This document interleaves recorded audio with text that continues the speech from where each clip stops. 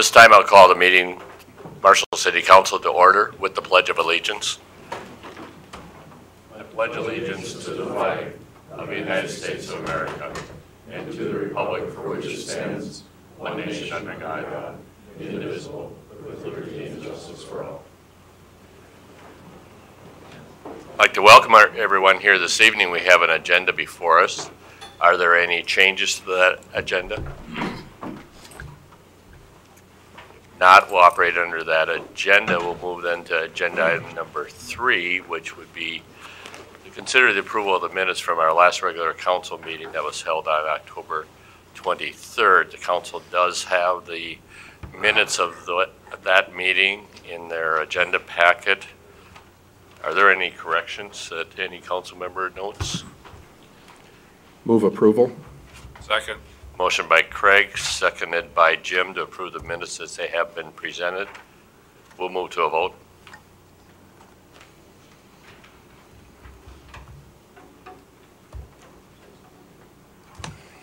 Motion passes. Agenda item number 4. Agenda item number 4 is a public hearing. This is a public hearing to consider the ice and snow removal and weed elimination from private property in the city of Marshall. We'll have the public hearing on the assessment, and following the closing of the public hearing, during the public hearing, we'll hear any public comment. After the public hearing is closed, then we'll consider the resolution. And what this is for properties that had not either taken care of their weeds or their snow on their sidewalks that was done at public expense, and now it's being assessed back. So to conduct this public hearing, I will call on Dennis. Are you doing this one? Kyle Box is our city clerk. I'll call on Kyle to conduct this public hearing. Thank you, Mayor and Council. So like you said, every year we send out notices to property owners that fail to mow their lawn or remove snow from their sidewalks. On the resolution shows the attached property owners with parcel numbers. Notices were sent. We follow Minnesota statute 429-101 as well as our own city charter to assess those fees. So I will take any questions. Otherwise, we'll. Thank you. Does the council have any questions for Kyle? Is there any input from the public as part of this public hearing? Is there a motion to close the public hearing? Also move. Second. Motion by John, seconded by Jim to close the public hearing. Discussion on that motion. If not, we'll move to a vote.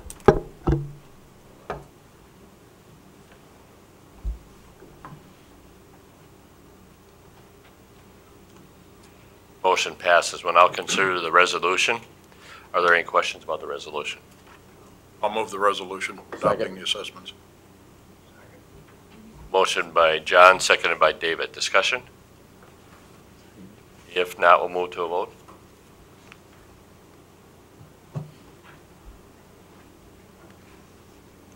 Motion passes. Agenda item number 5.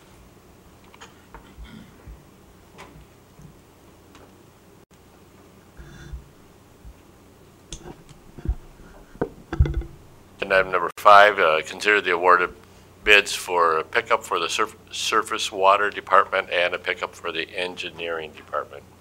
Glenn Olson, our Director of Public Works, City Engineer. Thank you, Mayor and Council. You can see in front of you the recommendations for 2 vehicles. The surface water pickup was bid, and we decided not to trade it in. They gave us a trade-in value of $500. And we thought that we could get more for that under a private website sale that we've used in the past. The second one, maybe I'll just stop there. Any questions for that one? Related to excuse me, the recommendation is for Lockwood Motors, and it was, I think, significantly under what the CPV price or the state price was. Okay, thank you. I think the specifications were reviewed by the Equipment Review Committee. There may be some comments there also. Craig? Thank you, Mr. Mayor. I think, Glenn, this is the, excuse me, where we're actually not trading in the pickup that this is replacing. We're trading in a different pickup, and we're passing the existing surface water truck talk to the building maintenance department, correct? That is correct.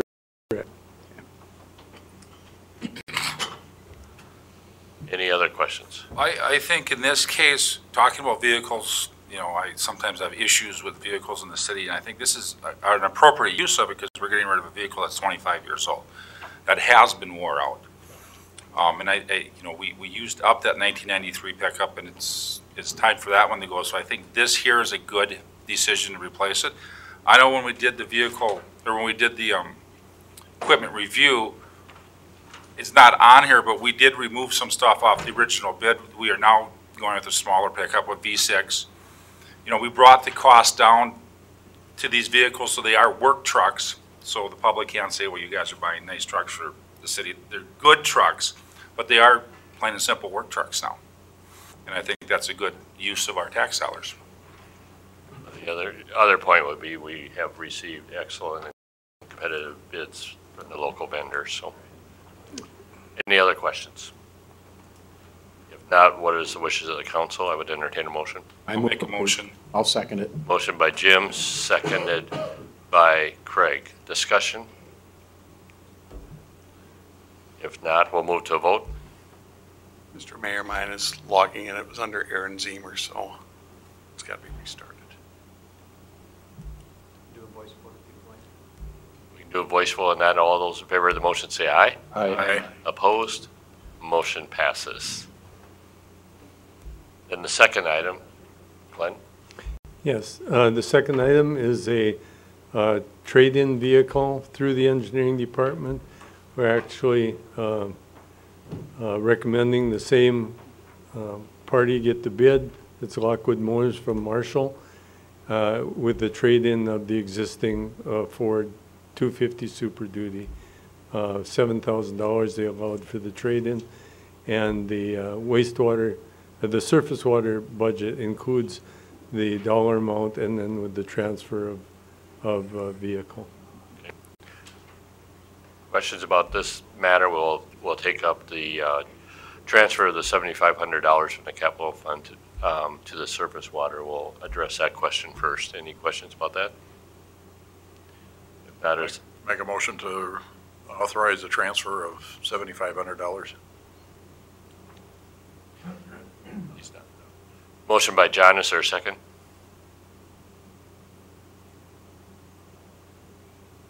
Is there a second to that motion? Seconded by David. Discussion on that motion? Steve, you're not logged in yet. I'm not logged in yet. It's just saying, please We'll wait. continue as a voice vote. All those in favor of that motion say aye. Aye. Opposed? That motion passes. Agenda item number 3 then would be, as Glenn talked about, the authorization to purchase the 2019 Dodge Ram pickup 1500 quad cab for the engineering department for Lockwood Motors in the amount of $17,541.62. And then acknowledging the trade-in of $7,000 for the F-250 Super Duty pickup. Questions about that recommendation? On this one, I do have a problem with it. We're taking a 2002 pickup with 61,000 miles on it. Excuse me, 2006 and traded it in. Most of our citizens in Marshall have more than 61,000 miles on their vehicles. This pickup should have 10 years of use left to it. It gets 5,000 miles a year put on it. I think this is an improper use of our city funds. Again, this vehicle is newer than most of our citizens have on theirs, mileage-wise. So I think this is just not proper use of funds for this vehicle. We actually had a discussion about this too in the Equipment Review Committee, and we respect the fact that the Equipment Review Committee time is not the time to say that it's an appropriate replacement. We're looking simply at is that an acceptable spec for the equipment. So while we approve the specs, I think both Jim and I had concerns about is it proper to replace this, and I know that there's some concerns about maintenance and some of the upkeep, but I think those are issues that need to be addressed internally, and I guess I'm in agreement with Councilman Lozinski. I'm not prepared to go along with this replacement at this point in time. Mr. Mayor, is this something we could table for further staff review? We could, if that was a motion to table. I'll so move. Motion to table by David. Is there a second to that motion? I'll second that so that we can get the whole council in on that discussion. I'm fine with Seconded that. by Craig. Discussion on the motion to table. If not, I'm in now, but my question for discussion is, what would be the purpose, Councilmember Sturrock, to table it? I'd like to know more about why the staff made this recommendation, and if that's more convoluted than fits the discussion now, then give them a chance to come back and explain that, perhaps in a briefing memo before our next meeting.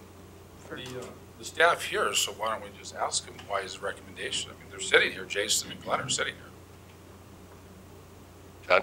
I guess along with just why the recommendation, I'd like to take a look at why, or what the maintenance issues have been, what's the history on this pickup, and I don't think we really want to take the time in this particular meeting to do that. I'd like to at least take some time to review, what has been happening on this. Is in good shape? Maybe just even take a look at it. We See could what get it's you like. a written report before the next meeting. Yes, please. But yeah, and the bid will still be valid in 2 weeks, so. Yes. Other discussion on the motion? Again, the motion to table, which is listed as substitute motion 4. There's no other discussion. We'll move to a vote.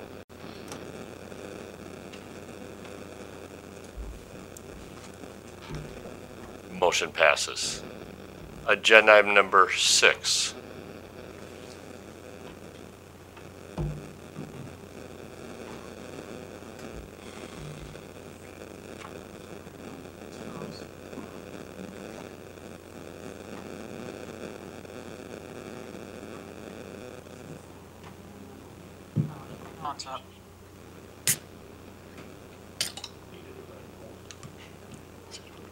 Sometimes I think we should have a little like background music in between times here. Jim could hum. I hear he hums in his truck when he's by himself. I do. I sing, in fact.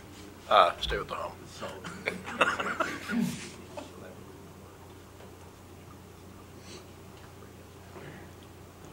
Yeah. What? TV stations identified. Logged in and crashed out. Alex, we're experiencing technical difficulty. Please stand by. Yeah. I wasn't going to call Jason on the card.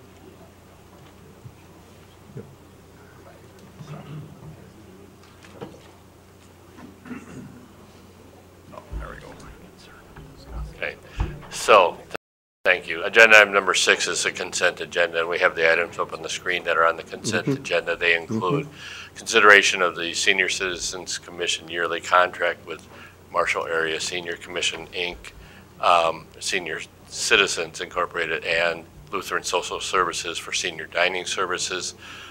Consider the ATM letter of understanding, consider the engagement letter for audit services for 2018 financial statements, consider approval to execute the engagement letter with Van Erwarden Associates for the GASB 67 and 68 actuarial services, consider the service agreement between the City of Marshall and Lyon County for the purposes of third-party access to the criminal justice communication network application and the resources and criminal history data access. Consider approval of the temporary on-sale liquor license for the Marshall Convention and Visitors Bureau for an event November 15, 2018. Consider the application for exempt permit for Holy Redeemer Church for an event January 31st, 2019. Consider approval of the BDPI grant amendment request for extension, and consider the adoption of the resolution designating uniform election dates and the polling locations, and finally consider the approval of the bills and the project payments. So is there any item on the consent agenda that any member of the council wants removed for purposes of separate discussion? Move approval of the agenda. Number 9. The request has been made to remove number 9 by Councilmember Barracoler. Any other item? If not, the remaining items, excluding agenda item number 9, I would recognize your motion. Craig? Second. Motion by Craig, seconded by Steve. Discussion?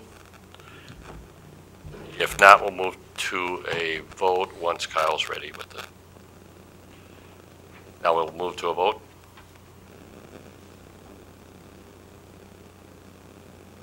The motion does pass, so we'll move then to agenda item number 16, which was agenda item number 9. Glenn? How many years has the Abdu CPA firm been doing our audits?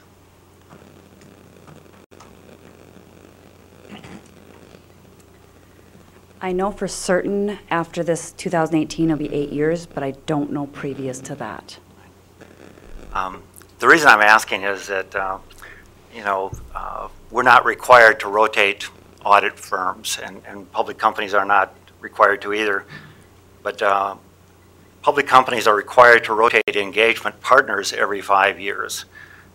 There's no requirement for nonprofit or non-public companies to do that, like the City of Marshall. But there are a number of people are recommending that even though you're not required to rotate the audit partner, it might be a good idea to rotate it every so many years. I think Kyle Meyer has been in charge of the audits for a number of years. And it's my understanding they have other governmental partners, governmental auditors that are partners of the firm that could be in charge of it. So I think it might be a good idea for the city to look into seeing if maybe we could have a rotation of the partner that is in charge of the audit. And like I said, certain institutions and individuals and companies and professionals recommend that you rotate the audit partner every so many years.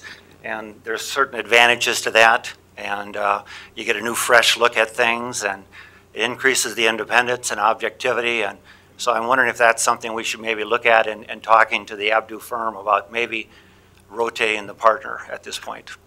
Well, we won't actually have to talk to them because Kyle Myers is retiring. Oh. And so we will be having a new partner come in and work on our audit this year. Well, that's good. Well, that's not, he's probably happy he's retiring, but I think that would be good to have a fresh face come in and be in charge of the audit. And, he's done a fine job in the past, but like I said, there are recommendations that every so many years it's a good idea to change the audit partner. So, thank you. I don't know if Kyle is taking away his partner status. I think he's still going to be a partner in Abdu, Ike, and Myers. It's just he won't be kind of leading these project team audits that he's done in the past. So he'll still continue to be a partner in the firm, just as a clarification. Okay, thank you. With that, do you want to make the motion? Yeah, I'll make a motion. We approve it. Second. Motion by Glenn, seconded by Craig. Discussion? If not, we'll move to a vote.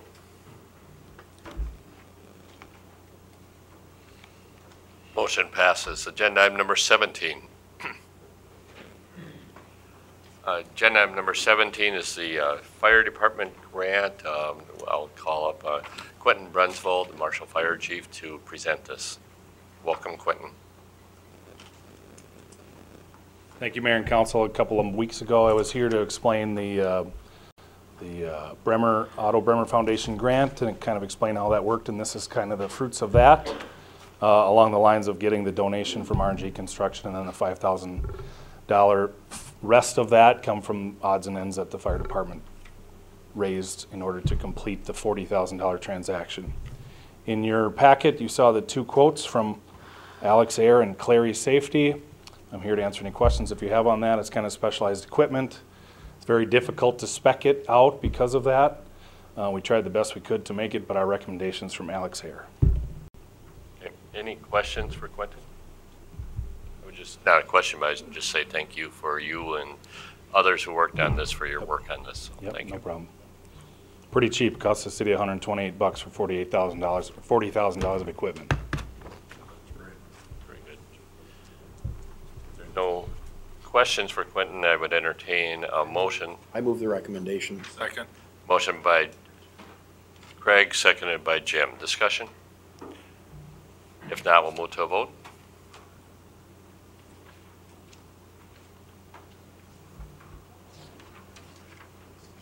Motion passes. Agenda item number 18. Agenda item number 18 is to consider the partnership agreement between the City of Marshall and Marshall Municipal Utilities. I'll begin with City Administrator Sharon Hansen, as well as Brad Rose, our Municipal Utilities manager, general manager, is also present. And recognizing that we have a joint committee of members of the MMU Commission, as well as myself and Council Member Dick Kramer as a liaison to the MMU Commission that did meet several weeks ago and really walk through this comprehensive agreement that really addresses not only the payment in lieu of taxes that occurs every year between the municipal utilities and the city, but all of the other parts of this partnership agreement, and there's numerous parts of that. So with that, Sharon, I'll turn to you. Mr. Mayor and Councilmen, the committee did meet on October 16th and reviewed the annual agreement. It was noted by Brad that this is renewed on an annual basis just to keep it fresh and in front of everybody so we don't forget about the terms and conditions in the agreement. Just some of the brief highlights: the payment in lieu of taxes is an estimate calculation. As you are aware, MMU is an exempt from property taxes, but this is a payment to compensate for that, and it's based on usage and what they estimate. A couple other items that were new in this particular agreement. One of the things that Brad has done is there's interest by Verizon to engage in placing some small cell wireless equipment on some of the electrical utility poles that MMU owns. And you'll see that in the draft agreement. And so that was added, and there is some revenue for MMU for that. Not a lot, but it is something that we see emerging. And as we go forward in that particular technology. Another area that was added was some additional fiber connectivity and construction connected to our Legion field. And there was a cost of approximately $25,000 that will be incorporated into the agreement and paid to MMU. And just as a note, the city will be utilizing PEG funds, so it will be net levy-free compensation to the MMU and not an effect on the city levy for 2019. And I believe most, if not all, of the remaining parts of the agreement were similar from previous years. There's also a note there about the water treatment facility and the city's obligation, which I believe in last year, in 2017, the city made a financial commitment for that particular project, which we are still in a holding pattern based on what's happening with the bonding and the funding source for that. So the committee approved the draft agreement unanimously and puts it forth to council for approval. So thank you, Sharon. Questions? I have some questions about the payment in lieu of taxes amount. Brad, you may want to come forward on that.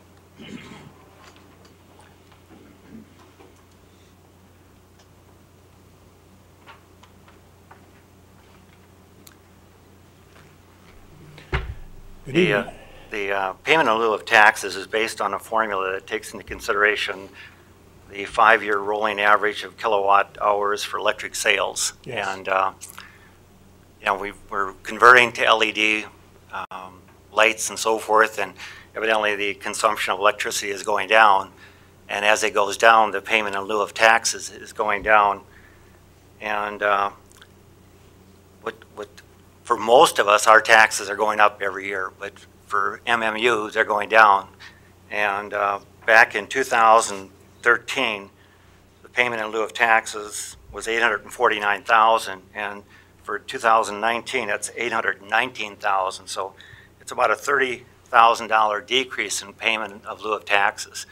And I'm wondering if you could explain that. And it seems the more efficient we become, the less taxes the city's going to receive. And And yet, are the services that the city provides to MMU and going down? Or I think most taxpayers, when they look at that, would say, why are MMU's taxes going down when ours are going up? First of all, it's not a tax because we don't pay property taxes, as was noted by City Administrator Hansen. So it's a payment in lieu of tax. One of the things that we note is that as a percentage of our gross revenue, the percentage is quite stable. Decreasing energy sales is a phenomenon that is occurring in the electric industry everywhere due to efficiency. Efficiency as a goal is one of our corporate goals to promote it not only with electricity but with our water sales also. We want our consumers to use all the water and electricity that they need, and then we want to help them need less. We feel that's one of our goals to do that. We could argue whether or not this is a proper formula. It's a formula that's served us very well for in excess of 15 years. It works both ways. If we had a big electrical growth as a big industry moved to town or something like that, it works both ways. So there'd be an increase in the dollar in the payment in lieu of tax. And I would note that's not the, while that is the base amount of our pilot, we also in our pilot contribute up to $500,000 per year for the joint industrial land acquisition and development, which is a big piece of work that in communities of our size is very difficult to capitalize without that type of support. So that's also a part of our payment of lieu of tax.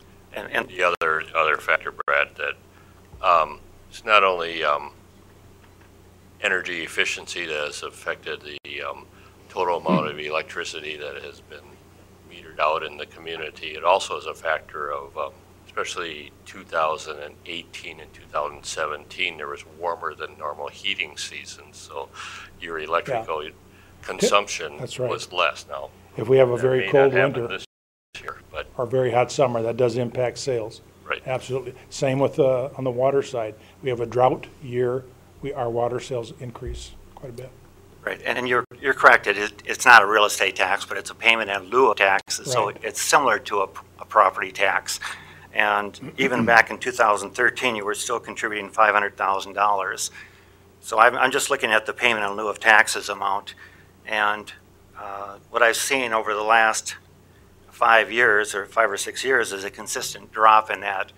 And so what I'm wondering is, you know, you said that the formula has served us well, but sometimes formulas need to be adjusted from time to time. And I'm not saying get rid of the formula, but you know, the target rate per kilowatt hour, maybe that should change. Maybe it needs to be adjusted. So I'm thinking that maybe this is something we should look at, because like I said, you know, for most of us, our property taxes are going up. And then with MMU, they've been going down for a few years here. And I think it might be worth looking at that and seeing if it needs adjusting. And you're right, if consumption goes up, it could go back up. Right. But this has been a trend for the last 5 or 6 years where it's been consistently going down. And so I just thought I'd bring it to your attention. Okay. So, thank you. Thank you. Yep. Sharon also brought up something with Verizon. Verizon's trying to roll out a new technology they refer to as 5G. I don't even know what G stands for, generation, I suppose, but and their model, and this isn't just Marshall, it's nationwide, is to attach them to streetlight poles. Okay, so we've worked with Verizon over the course of the last year or longer. We have a lease in place signed by Verizon and by MMU. Dennis has been involved with reviewing that with their people, their attorneys. There is an annual lease revenue per pole that we're going to receive of $1,200 per pole. We're going to take our expenses out of that, and the difference per agreement by this agreement is to remit the difference to the city for support of the Studio One initiative of local access programming and channel. The Verizon 5G play is fully intended to do a triple play in communication, voice, entertainment, and broadband. And they've got this nationwide goal to do this. They're attempting politically in our halls of government to secure what can only be described as a statewide or nationwide franchise, to have carte blanche to do that everywhere. And they're not giving up on trying to get that accomplished. We think the way to do it for a municipal electric utility that owns the streetlight poles is to sit down and negotiate with us, which we proved is they can do, and we've accomplished it. We're currently watching an FCC rule that has been promulgated, and if it holds up, it would have the effect of taking our lease and throwing that $1,200 per pole per year out the window. We would be regulated to whatever would show up in that rule. So we think it's we've negotiated well with them. We think it's something that we can put up with as a owner of the streetlight poles. It's not going to be without a certain amount. It's going to affect the aesthetic look of that streetlight pole. When you see the first one, you will know what you're looking at. So, anyway, that is a kind of interesting aside. David? Thank you, Yes, Mayor. David. Two questions, Mr. Rose. One, take the second one first, about how large would these boxes be? And second, then, about how many street poles would be affected? Our agreement currently is for 8. I believe that's just their first salvo. I might mention they've got a similar agreement with SMSU, where they're going to place them on top of buildings. Size-wise, they're cylindrical. They're about this tall. They're about this round. And they can put 2 on a street light. Now, they're willing to pay all the, what we refer to as make-ready work to get that street light beefed up so it can support them in a windstorm. And they're willing to pay that, and when they, in the lease, we are obligated to build that and charge them for it, and they're happy to pay that. So this is just a coming new phenomenon. I don't know if it has something to do with self-driving cars, if they want this kind of a footprint nationwide that our cars that are going to drive us around in the future are going to hand themselves off from one 5G cell to the next. I don't know exactly what's going to happen with them, but they do say that they intend for voice, video, and broadband to be delivered over that 5G network. Of course, the reason to address this in an agreement with municipal utilities and City of Marshall is that they're using City of Marshall right away. Right. John? Just one other item that generally gets a little buried into this agreement and doesn't get brought up much, but we also do a shared information technology within the agreement. And if you look at that, if Marshall were to do what we're doing but support it solely on its own, the city itself, not separate from the utilities, would be about another $90,000 expenditure that the city would have. But instead of duplicating the equipment and a lot of the other things, we do have the joint agreement. And that $90,000 is just the city's portion to do that as well, because utilities needs that same setup would be some other number fairly similar to that Right. $90,000. So this is quite a savings to the community that we're seeing because it either would come out of taxes or it'd come out of the rates or whatever. But that's something that gets buried into this agreement that really doesn't get a whole lot of attention. So I just wanted to bring that out as well. So. Yeah, and you make the good point. MMU benefits equally from that partnership.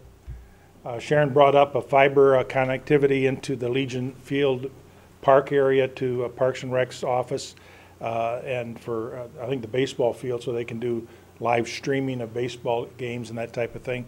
Probably stop off at the pool. This is, I think, about the last municipal facility that isn't connected to the MMU fiber wide area network that is constructed in and around Marshall.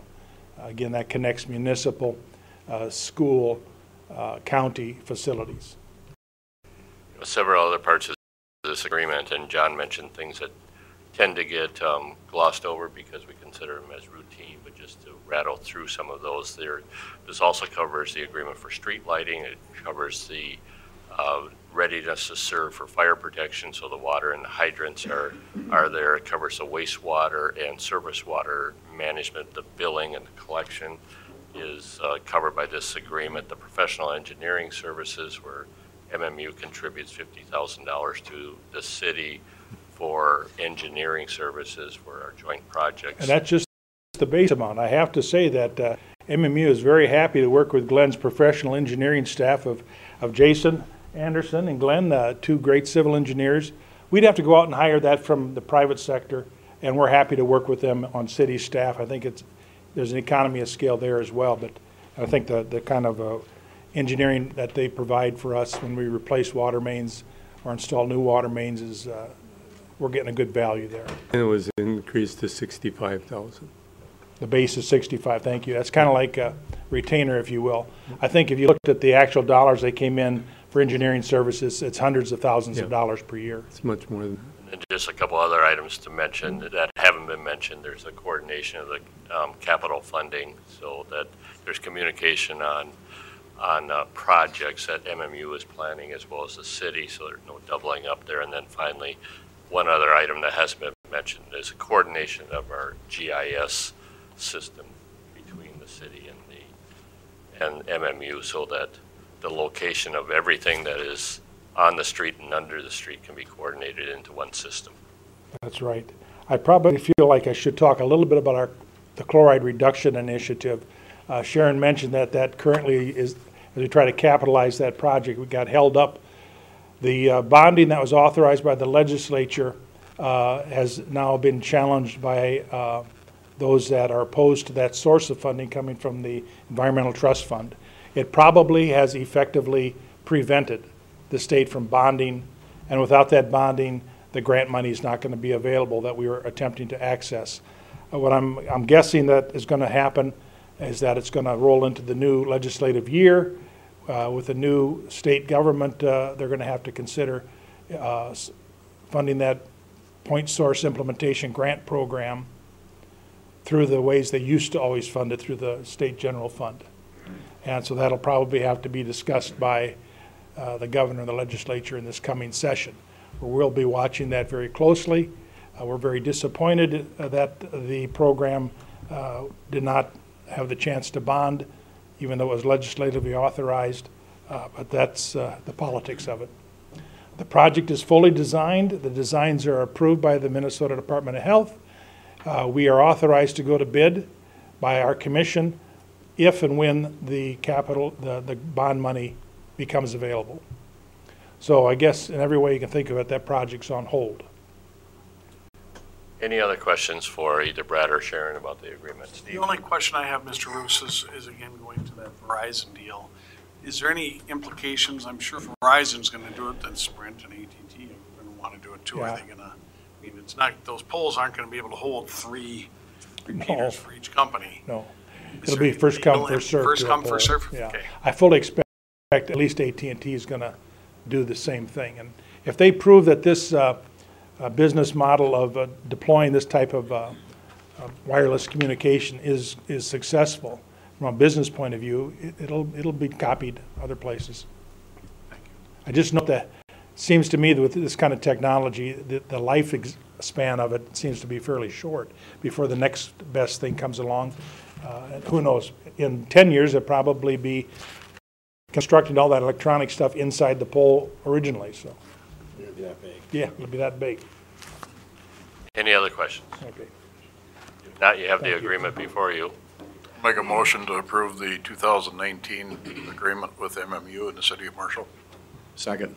Motion by John, seconded by Craig. Discussion? If not, we'll move to a vote.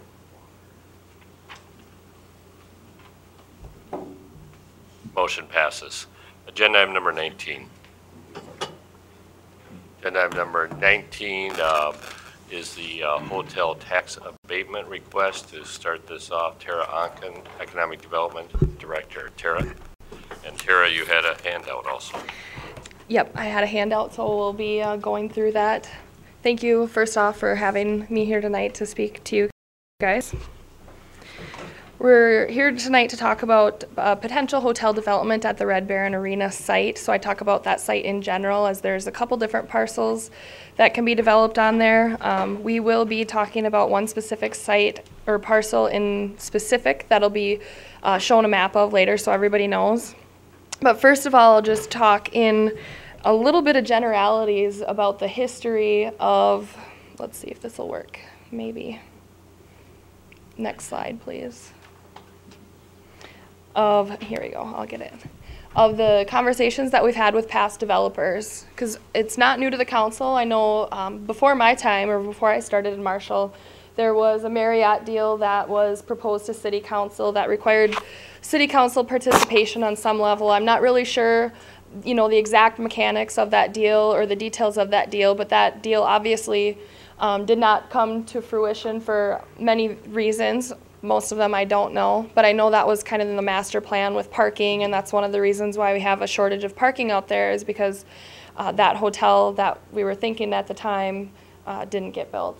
We've been talking with developer B that's the most recent one that has requested initially $400,000 from the city for shared parking arrangement for additional spaces, and then that would help cover some ongoing maintenance expense as well.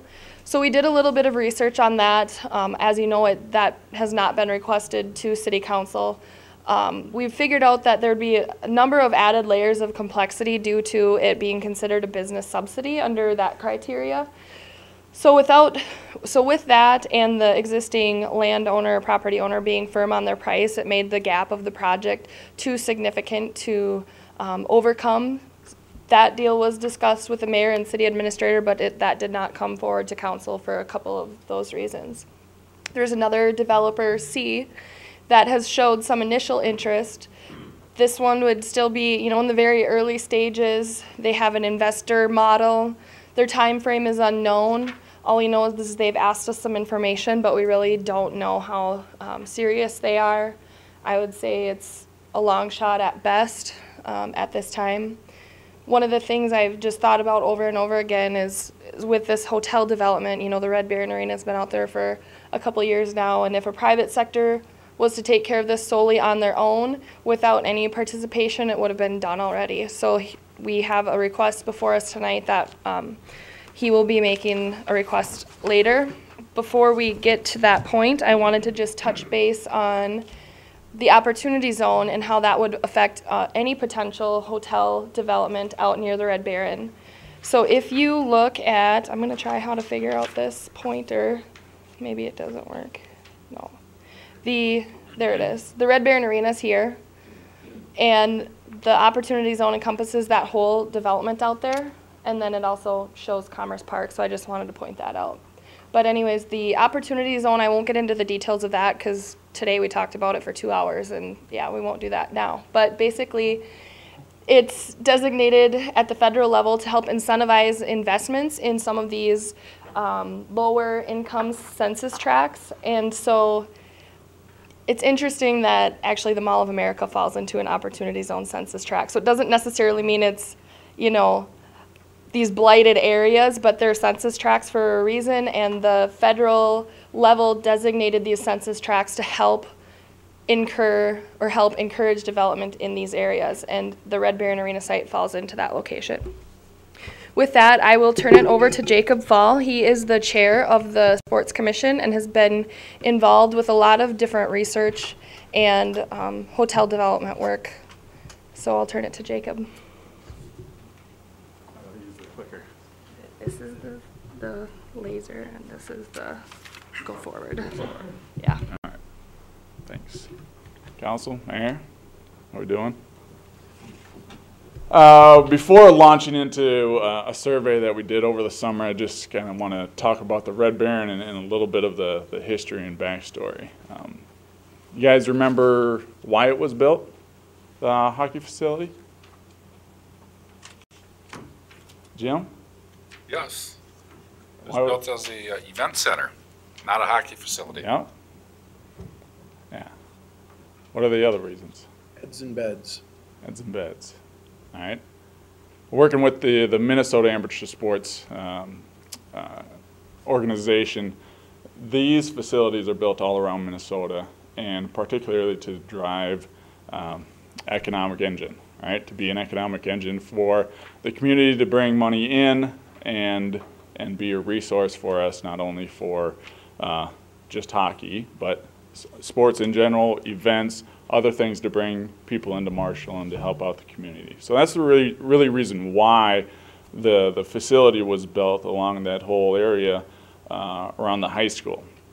So we have this facility, and it was voted on by the Marshall people however long ago, 7, 8 years, 6 years ago, that this is something that we thought was good, right? It's an investment in the community, and it surpasses economic downturns because parents will, they'll sacrifice their Netflix and their TV, but they won't sacrifice sending little Bobby or Susie to a hockey camp or to an event or something that will help them out for future. So this is truly an investment that Marshall has made, probably going on 15 years when the previous conversations were happening. So it's an investment in Marshall, and I just kind of want to make that clear that that's the real reason why the facility is there. It's not because we love hockey or the board of the amateur sports loves hockey. I'm a basketball player. I don't know what to do with a hockey stick.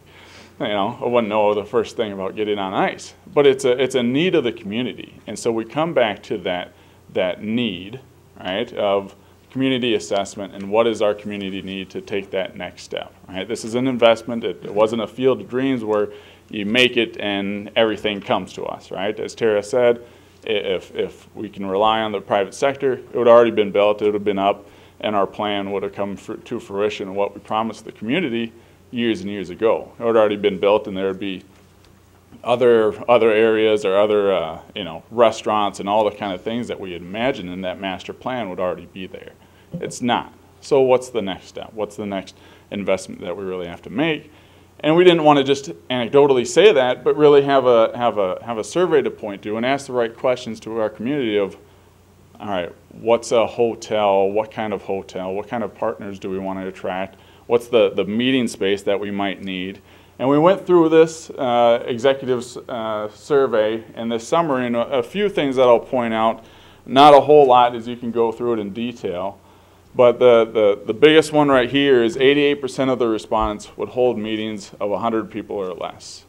So right now we really don't have the space to hold big meetings for our major corporations or major organizations, either in Marshall or outside of Marshall, right? They go to Jackpot, or they go to Wilmer, or they go to Brookings, or they go to Sioux Falls, or they go to Minneapolis. Not a lot of pull factor other than the things that are already here. And the next slide, point to a few things of, let's take the top one and the bottom one, all right? 45% of respondents work for entities or organizations that hold meetings which require large meeting space. So approximately half of the businesses surveyed, and we surveyed local businesses around the Marshall area, about half of them hold meetings. They require this space, they need this space, but you know what? Right now, they're not happening in Marshall. All right, that's a loss for us. That's a loss in hotel stays. That's a loss in food and beverage and all those kind of things that add to that tax that we get as a community. And the last one, 54% of respondents said that Monday through Friday would be the most likely time they would hold a meeting. And why is that important? Why is that meeting space important? Because the heads and beds, we can fill it on the weekends, right? Marshall has tons of stuff going on the weekends, whether it's volleyball tournaments or events or weddings or all the things that Marshall does really good already. But when you lack that consistent flow of traffic during the week, then hotels see that, right? Hotels, potential developers, potential incomers, they'll see that and say, well, the revenue is flat, or there's not enough stuff there that I can actually put people in. So we need space to provide that type of meeting space to have people there. Any questions from the survey or anything that you reviewed so far? When you put the survey together, did you guys pull out a STAR report because when you say Monday through Friday, well, I want to clarify first, is I'm part owner of the Sleep Inn, so I'm very in tune to what room use is, and so I don't want to think there's a conflict of interest. We're short on weekends, not weeknights. And the Star reports, and then it's out there, you know, I could bring one in, but it's private, it's information from certain hotels.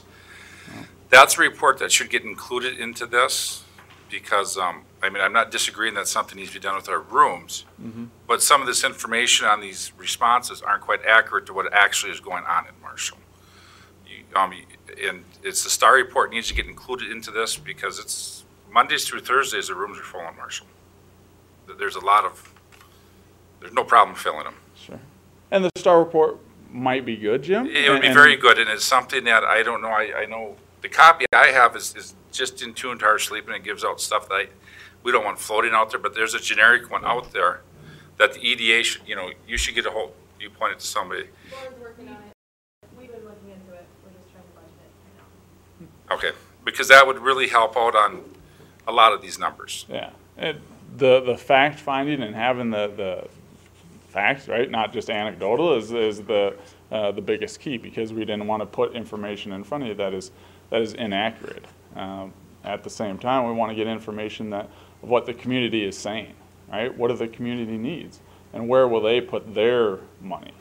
And that's part of the reason why they're showing that through their surveys or through their answers and anecdotal comments, the lack of rooms, number of rooms, and you know, we could share between everybody on the board and within the chamber how many events that we held in Marshall when we had to have people stay at other towns, you know, Canby, Brookings, Wilmer, any other areas outside of Marshall, we're shooing people away. All right, so that's lost revenue for the whole city of Marshall. So quantity of rooms is one thing. The type of quality is another thing. We don't have the type of quality that a lot of people coming from outside areas really need. When you go out of town, you stay at a hotel, how many of you are points people, right? Or like to use your points? I know if I'm going anywhere for work, I'm staying at a Marriott, and it's because I get points. Right? That's a simple fact, and that's how most people think. So when you're getting people from Minneapolis or bigger cities that are used to staying at those types of hotels, and what are your options? That quality factor is a missing target for us.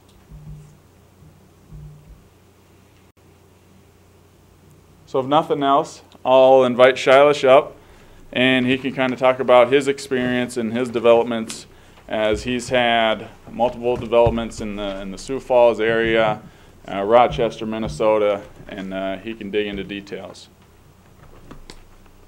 Thank you. You go through.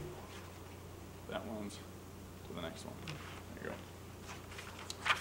My name is Shailesh Patel, and I had bought this piece of parcel right next to Red Barn Arena before even Red Barn Arena was built, because, you know, I had a projections where, you know, once the arena is built, there's going to be a really good need for a hotel next door, which would really be a good vetting for both hotel and the events and the sports arena.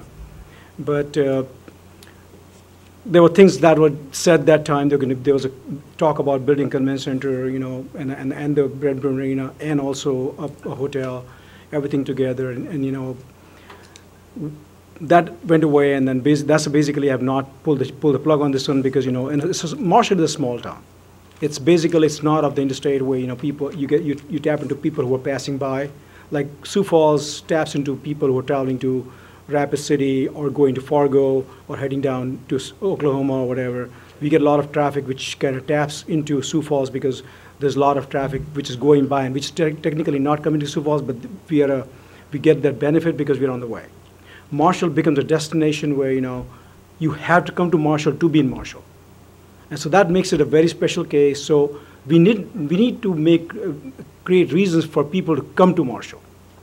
And you do have a Red Barn Arena, but if you look at the demographics of the event center, which do not have lodging space next to them, The event centers, the sports complexes don't do well because people, do not like to kind of, after the event, like to get back in the car and, drive. A lot of this event, like a lot of these parties have, after social hours, people, are late night drinking, eating, whatever.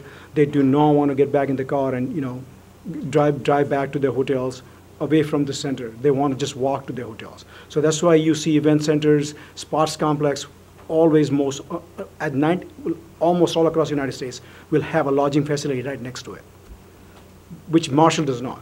And if you look at numbers from, I don't know, I just talked to Tara and then we looked at it. After building Red Baron Arena, Marshall should have seen a big influx of revenues, which has not happened. Revenues have stayed flat. So somehow building the Red Baron Arena effect has not hit Marshall yet, after spending, I don't know, $10, $50 million or what, I don't know what the cost was. But after spending that money, that effect has not felt because there's no lodging facility next to it. So, and you also need quality lodging facilities, like, a lot of people, we own the hotels we own the Fairfield Inn, the Howard Express, and the Hampton Inn in Brookings. And we also own the Hampton Inns in Sioux Falls. And we have Marriott property in Sioux Falls too. A lot of our Marriott Hilton members would love their points. They will drive maybe 25, 30 miles just to get to that hotel to get their points. So we are losing those people right now. They're not staying in Marshall. Plus, the biggest thing is that, when a hotel is attached to a sports complex, a lot of groups look at it as a plus. And I think I was talking to Tara here, and there's a lot of groups who have said that, they will not come to Marshall because there's no hotel next to it. But, again, Marshall's a smaller town, and, the reason I had built this hotel, I bought this land was because I want to see a hotel next door. But then, at the same time, being a destination city, the cost is kind of a very, very important factor, because you have to make sure that your expenses are in line, because a smaller city. It does not feed into, and currently we only bring about $5 million in this city as a revenue for the hotels, and that has been very flat for the last 5 or 7 years. It has not grown. Even after we built the Red Baron, it has not grown. So I would like to kind of build a hotel, and as you look at this, these are the hotels. This is the hotel we just opened in Sioux Falls. And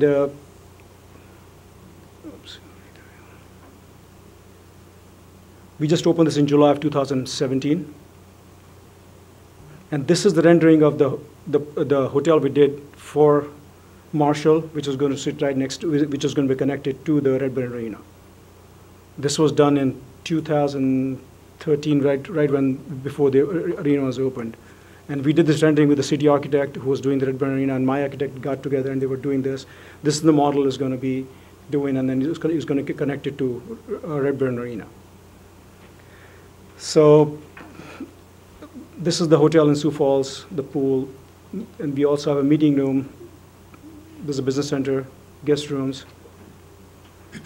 This is a meeting room. And we are planning on building a little bit bigger meeting room here because, as there's, said that a lot of people need 80 room or more groups to come in. So we like to kind of build a little bigger meeting room for Marshall if we do that, which can be separated with the, dividers. We can have kind of split it in 2 rooms. But other than that, any questions from me?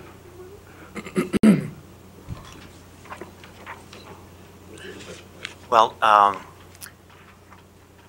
what I'm wondering about is, in the survey it talked about people staying in Redwood Falls and Granite Falls and Sioux Falls and the metro area, and you were talking about Sioux Falls. And as far as conventions, oftentimes people, when they choose a convention site, they choose a place because there's a lot of things to see and do there. And, I assume that people go to Redwood Falls and Granite Falls because of the casino and they can gamble and so forth. And there are plenty of things to do in Sioux Falls and the metro area. So what is it in Marshall that would bring people that they would want to have a convention here? What is it that they would want to see and do that would attract them and decide Marshall is where they want to hold a convention? Well, there are a lot of things, like local companies would not want to go to Sioux Falls.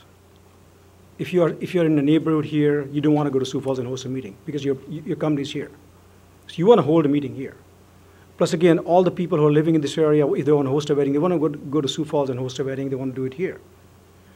But then, so that's what brings, and also the other thing I've seen, people do is like, it also depends on how, I've been a bid board member for Sioux Falls. I sit on a bid board, which is a business improvement district for the Sioux Falls. I've been sitting on that for like 4 or 5 years, and I've seen how CEBs work.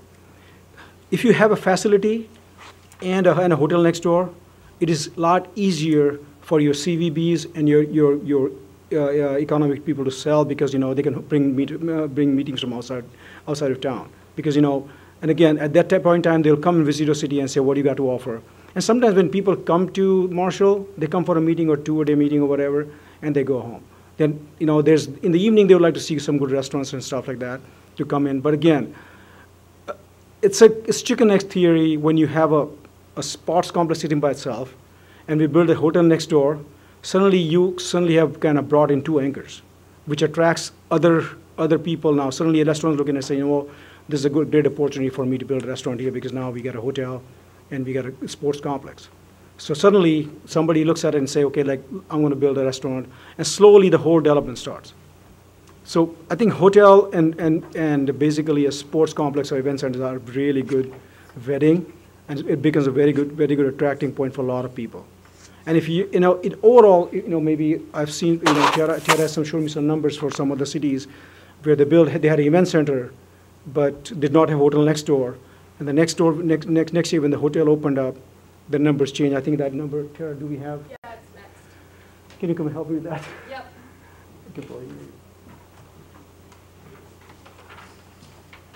And to answer your question, Glenn, on the events and what comes to Marshall, that's... Jacob, I'll have you use the microphone. Sure. I'm just going to grab this. Thought my voice might be loud enough, but this is good. The events and what can possibly come to Marshall, right? That's a big thing, and something that the board, along with the chamber, thinks about all the time, right? What are things that we can bring to Marshall that are unique to Marshall, that aren't like everybody else, right? Because we don't want to be Sioux Falls, we don't want to be Rochester, we don't want to be Mankato, we want to be Marshall, right? So what do we do well, and what can we continue to do well, right? We're pretty good in the hockey tournaments that we have hosted so far. So how can we, look at making those 2 or 3 day tournaments? Making those a little bit bigger, a little bit better, right? That's not only a hockey facility question, but it's a hospitality space situation, right? What other things around the area can we build to make it a fun event, right? That you can go to an event, a concert, a show. We had a dart and pool show here this fall. What other things in alignment with that can we create around the Red Baron Arena that will hold people for those longer days, and turn tournaments and events from 1 day to 2 days, or using both sides of the facility? We've talked a lot about, how do we use that space to its best capability? And that's something that the board, the commission, talks about often. How can we use that space to its best ability? So what I would suggest at this point is that you have looks like you're about halfway through your presentation. I'd go through the entire presentation, and we'll hold questions until that point. Sure. Go ahead, Shailesh. Explain this one. So like, I just put an example of Orange City, Iowa. 2013, they did not have an event center. 2014, they built an event center, I think, and there was no hotel attached. So 2015, I think they were developing a hotel. 2015, they developed a Hampton Inn right there, about 65 room hotel right next to the event center. And 2016, you see that when the event center and hotel were entirely open, the revenue the city brought in. So if you look at that, when you have an event center and a hotel next to each other, it benefits the entire city. And, you know, when you have a hotel, which, which we bring events to, you know, every single customer who is going to be coming to the event is going to either spend, you know, they say the average is about $150 per person they spend. So in a hotel, when they stay in the hotel, they're going to go to a restaurant, they're going to go to your, you know, shopping, doing other movie theaters or whatever. So I think we need to attract more people to Marshall. And you know, I think you got a perfect event center, but now you got to finish the puzzle by adding a hotel next to it. Right. These are the CVB lodging tax collection numbers. So this would be 95% of the 3%. We just pulled some numbers. Lauren pulled some numbers from our office today. And as you can see, it hasn't grown a lot. It hasn't shrunk a lot. It's kind of just fluctuated like this. And with the event center being built, it should be, I would say, growing a little bit more than it has. But what this doesn't capture is the loss to the other communities. Shilas actually has a hotel in Brookings, and he knows that some of his clientele in Brookings have been supposed to be staying in Marshall, but there's no spaces in Marshall, so they're staying in Brookings. So he's actually captured some of our leakage from Marshall that we're experiencing because of the lack of hotel rooms. I'll let you take this one. So what we're proposing right now is like without the tax abatement, because it's an expensive project, and you know, with the tax abatement, you know, when I bought this land, I was not made aware of that there's going to be a special assessment. So when I bought this land, you know, when you closed this deal and everything was said and done, there was an assessment of about $65,000. Glenn, is that correct? So it was $265,000 assessment, which I got stamped. I got kind of handed over as a gift from Marshall, but I took it over and with a smile. So I was not very happy about it, but I said, okay, that's fine. So, but then, you know, to make this project happen, we need some help from city. I'm not asking for money up front. I need some tax abatement, so where, you know, we can get the cost down and to make it happen. I don't know, it's a smaller market. I have all my hotels in the bigger markets. This is the smallest market I'm going to be in. Makes me a little leery, but, you know, I do have a confidence that Marshall has potential to do better. And I think that hotel should do better in Marshall because, you know, you got a sports complex, which is very, I've got a tour there again, time and time again. It's really, plus again, Marshall is becoming a regional hub. There are a lot of corporations here which can bring people here, you know. So I think, so that's why I'm proposing that we should probably do abatement, you know, and that's what I'm proposing right now. If I can get a property tax abatement from city. Right now, I'm only paying about $2,700 a month in year in property taxes. I'm trying to raise it to now whatever, so that, and then still gonna. Based upon a $4.5 million estimate, we worked with the city assessor, Dave Parsons. Based upon 89 rooms, a $4.5 million assessment. That's subject to change, so disclaimer, disclaimer. But based upon what we know about the project, it would be, you know, assessed at final build out. But roughly, total tax bill to the city, $49,000 a year. So the way Shilas is structuring his request is that the abatement would be on the increase only. So this land estimated captured taxes, that remains the same. That would not change. So what we have been collecting on this parcel would always remain. We would not be abating that portion. And then if you go, so this would be, you know, the first year on tax rolls if he would build in spring, 80% of the city portion abated, 70, and it goes down from there, a sliding scale on 7 years. As you see, the first year it's fully on the tax rolls, we would receive the $8,600, that goes up. And then the abatement amount for him, you know, it starts higher and that goes down. So as you look over the total of 7 years, the total amount of abatement based upon our assumptions of 89 rooms and the $4.5 million assessment, the abatement amount would be roughly this. But at the same side of things, over that 7 years, the city would receive about that same amount in taxes over those 7 years.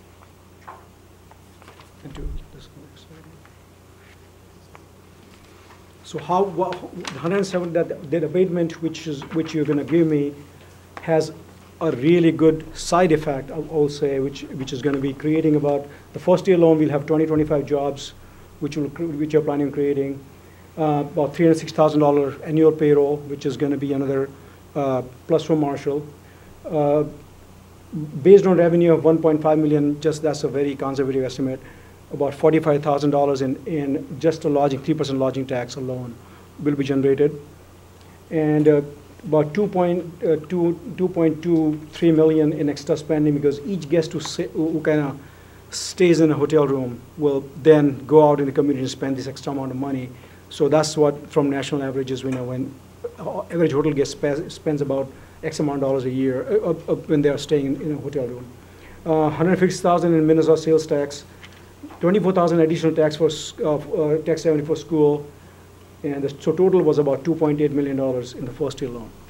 And that doesn't include the number of the captured taxes in year 1, year 2, year 3. So as we look at this slide, you can take these estimates and add the other numbers to get a better look at what the impact this project could have on the community. So what we did was we took, estimates from year 1 and then projected them out over 10 years' time. So you can see what it would be for lodging tax or cumulative payroll or cumulative tax revenue for the schools, et cetera. And this does not include if we start seeing more events, the spillover into other hotels, this does not account for that. This just accounts for just one hotel. This is the impact of just one hotel. If you bring an event of maybe bring 1,000 people to town and everybody in town is full, then that's an added impact. So right now we do not have enough hotel rooms in this town, which is going to, and plus especially next to the arena. So there's some events which are not coming. By doing that, we can capture some more events which are not coming to Marshall. And I think some of the I think going to talk to maybe Lauren or whatever, and she can probably testify that there are a lot of people who have said they will not come to Marshall because there's no hotel attached. A couple more of the project details. It'd be a $6 to $7 million project. Shilas has a history. He likes to work with local contractors. He would like to start construction in spring of 2019, which would increase, again, the quality and quantity of the inventory. Ideally, he could or couldn't attach to the Red Baron Arena. That would be his wish, is that we would work together to figure out an enclosed pathway to the Red Baron Arena. Rental revenue, because we would be able to secure more events, would then increase at the Red Baron Arena. In addition, it would generate water and wastewater user fees and connection fees that the city would also realize with a development such as this. One of the things that we've talked about, aside from the hotel, but that also complements the hotel, is the additional parking spaces. Based upon an 89-unit hotel, it would require 91 parking spaces plus 3 oversized spaces for a total of an additional 94 parking stalls at the Red Baron Arena campus site. So these spaces would enhance the number of stalls at the Red Baron Arena in the vicinity and would reduce the number of parking spaces that would actually be used, because if somebody is staying at another hotel right now, they're driving and using the parking spaces at Red Baron. If the people are staying at, the Hampton Inn and Suites right adjacent to the Red Baron, that frees up our current parking situation, which helps alleviate some of the stressors that we've been seeing out there with that problems in parking, which we all know exist. So basically, to sum it all up, what differentiates this project from another hotel project? The additional parking spaces adjacent to the Red Baron Arena and Expo are a huge benefit to the city. Maybe the city could then build less additional parking spaces than what maybe you were originally considering. It would secure additional breakout rooms, so we could have 4 breakout rooms instead of the 2 we just have right now in the Red Baron Arena, so we could further our events and breakout sessions. Increased ability to attract or host new events, and I know Lauren can speak to that. She's got numerous emails and contacts from people that need that space and would hold events here in Marshall if that space was available all on one campus. Quality and quantity of rooms and unit mix. Some of the hotels, when they were built to tailor the Schwann's corporate companies that have king-size beds. Now we have more of the sports commission, sports facilities that we are trying to attract families. So it would be maybe 2 queen beds and a pull-out couch, something to accommodate, mom, dad, and the kids type of a unit mix. Immediate increased tax base for the city, county, and school districts. So even if an abatement was granted by the city to Shilas for this development, the city, county, and schools would all see immediate tax increases as the project goes on the tax rolls. And to have a Hilton property at the table in Marshall, Minnesota with a higher average daily rate than the other hotels in town is actually a good thing because it's less direct competition because it's in a different tier, in a different price bracket. And it also is a 3-star property, which then we can better retain or attract new businesses, events. To have a Hilton property in Marshall is pretty cool. So that's what's on the table tonight for you guys to consider. Any questions? So I would first say, Jacob and Tara and Shilas, thank you for a well put together presentation. You covered a lot of ground, you covered a lot of details, and quite honestly, you covered details that were lacking in previous proposals that came before this council. So thank you, very good presentation. With that, I'll open it up for questions, discussion. So I'll start it off, and this is for everybody. So the upside has been well presented, and thank you for that. So look at the downside, because everything we're doing is speculation. I'm one of the people who saw this thing as a event center, and heretofore, to date, it's a hockey arena. And in the summertime, we get really busy and there's lots of things. But the minute that ice goes on, that's it. And so how do we ensure that if we build it, they will come? Because how do you mitigate? The room is taken. There's 2 sheets of ice in the winter. If I'm going to have a big meeting and I want that space, I can't do that space because there's ice on it. So, and then the other thing is, what if the hotel doesn't do as well as we suspect it will do for a host of issues outside of anybody's control? Downturn in the economy, downturn in farming practices right now. And if you look at our city, we're based a lot on agriculture. So if something happens, you know, something completely unforeseen, how do we mitigate that? And therefore, what's the risk to the city? You know, if you're putting your money into it, Shilas, I understand the risk is completely on you. Right. But if the city is putting money forward, what's the risk to the city? Because that's what we are all up here elected to protect our city members. Stephen, you're not putting any money. I'm just requesting to get a tax abatement, which I'm going to create, and you're just going to discount it. So city's not out any money. Technically, hope that answers my questions.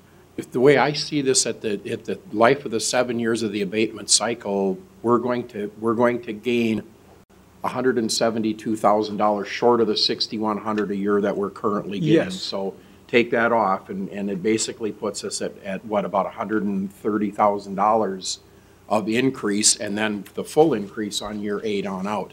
Yes. And then you actually asked a 2-part question, Stephen, and the other part is that for at least the last year on the Southwest Amateur Sports Commission, we've talked our highest priority for the Sports Commission on the facility is a floor to go over the ice. For that very reason that we are too seasonally limited. We need to be able to pick up the opportunity to take 1 sheet of ice during the hockey season, and during the other times, like the craft show, we could have filled both sides of that arena if we'd have had a floor to go over the perma sheet. And that's happened a number of times. So it's really kind of the getting the dominoes to tip. They're there. We just need to get it started. And again, it's that crystal ball. You raise really good concerns about what if. But what I like about this versus TIF is we're not putting money in it.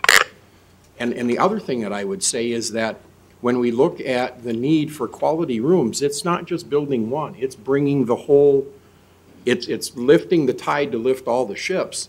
Is that if this abatement piece is attractive to hotelers, we should make this available to all the facilities that if their current ones want to improve, as they increase their values, we should give them that same abatement encouragement. We did it with residential, and I think it makes sense. We're putting a little bit in by saying we want you to do this, and we'll take a little bit less of the increase to get you started, to give it an engine to get it pushed forward. we're not taking a penny out of our pocket. We're putting a nickel in instead of a dime to get it started, and then we get the whole dime once it's rolling. And I think that's smart business. And Lauren, did you have anything you wanted to add at this point? I mean, Craig kind of. You can use the I'm mic. sorry, I didn't mean to. So this is a good time to introduce Lauren Deitz, first time before this council. She is our Convention and Visitors Bureau Director. Yes. Lauren? Yep. Craig made a lot of good points already, but in reality, right now we do have 2 sheets of ice in the winter. That's something that we can't overcome with a hotel. We know that. But if we do have a hotel, there's a lot of other events that we're going to be able to bring in. A lot of regional or national style conventions and meetings, they require at least a 3-star hotel. We don't have that right now. We also don't have the hotel attached, so even something as small as a wedding, you're going to deter people because they can't walk across the parking lot, they can't walk across the hall to their hotel rooms. It's just it might seem like a simple thing, but in reality it could bring, that's 500 people that could come in your door, just like that. And the city ultimately benefits from that rental fee because the Red Baron's being used. And in addition, which we haven't really talked a lot about, was the softball complexes. This hotel would also benefit those. We held a tournament last summer where we lost, I think it was 6 or 7 teams to other towns because we couldn't hold them. And again, proximity to the Red Baron's great for that, but just in general, we don't have the hotel rooms right now. So whether it's here or whether it's somewhere else, in reality, we need those rooms, and this is just a good opportunity to jump in and do that. Lauren, how does the Red Baron work for wedding venue? I hear you know somebody that might use that. Well, from personal experience, it works great, but I would have loved to have a hotel to walk across the hall at the end of the night, but yeah. Any other questions? John? Mr. Patel, do you have any other hotels now that are adjacent to an arena? No, I don't. Okay, so you don't have, like, say, the comparison to like Orange City that you'd have? No, I do not, but Okay. I have friends who own that and I've seen them, so, but I never had an opportunity to do it. But yeah, I have hotels which, as I said, with the Sioux Falls, city of Sioux Falls, we sat on the bid board, and I know that event, that Sheraton right next to the convention center does very well. Every weekend there's an event going on. You know, now even when Sioux Falls built the T. Denny Sanford Center, it's a 47,000 people arena. Now there's talk about building a hotel right next to it because, you know, the 47,000 people, city is full. City does not have 47,000 rooms. So, you know, so right now there's talk about building one under hotel right next to that T. Denny Sanford Center, because right now as I said, we sat on the bid board. We get to see every single bid which city bids out for events and convention. So there's a lot of events which have a loss because same thing.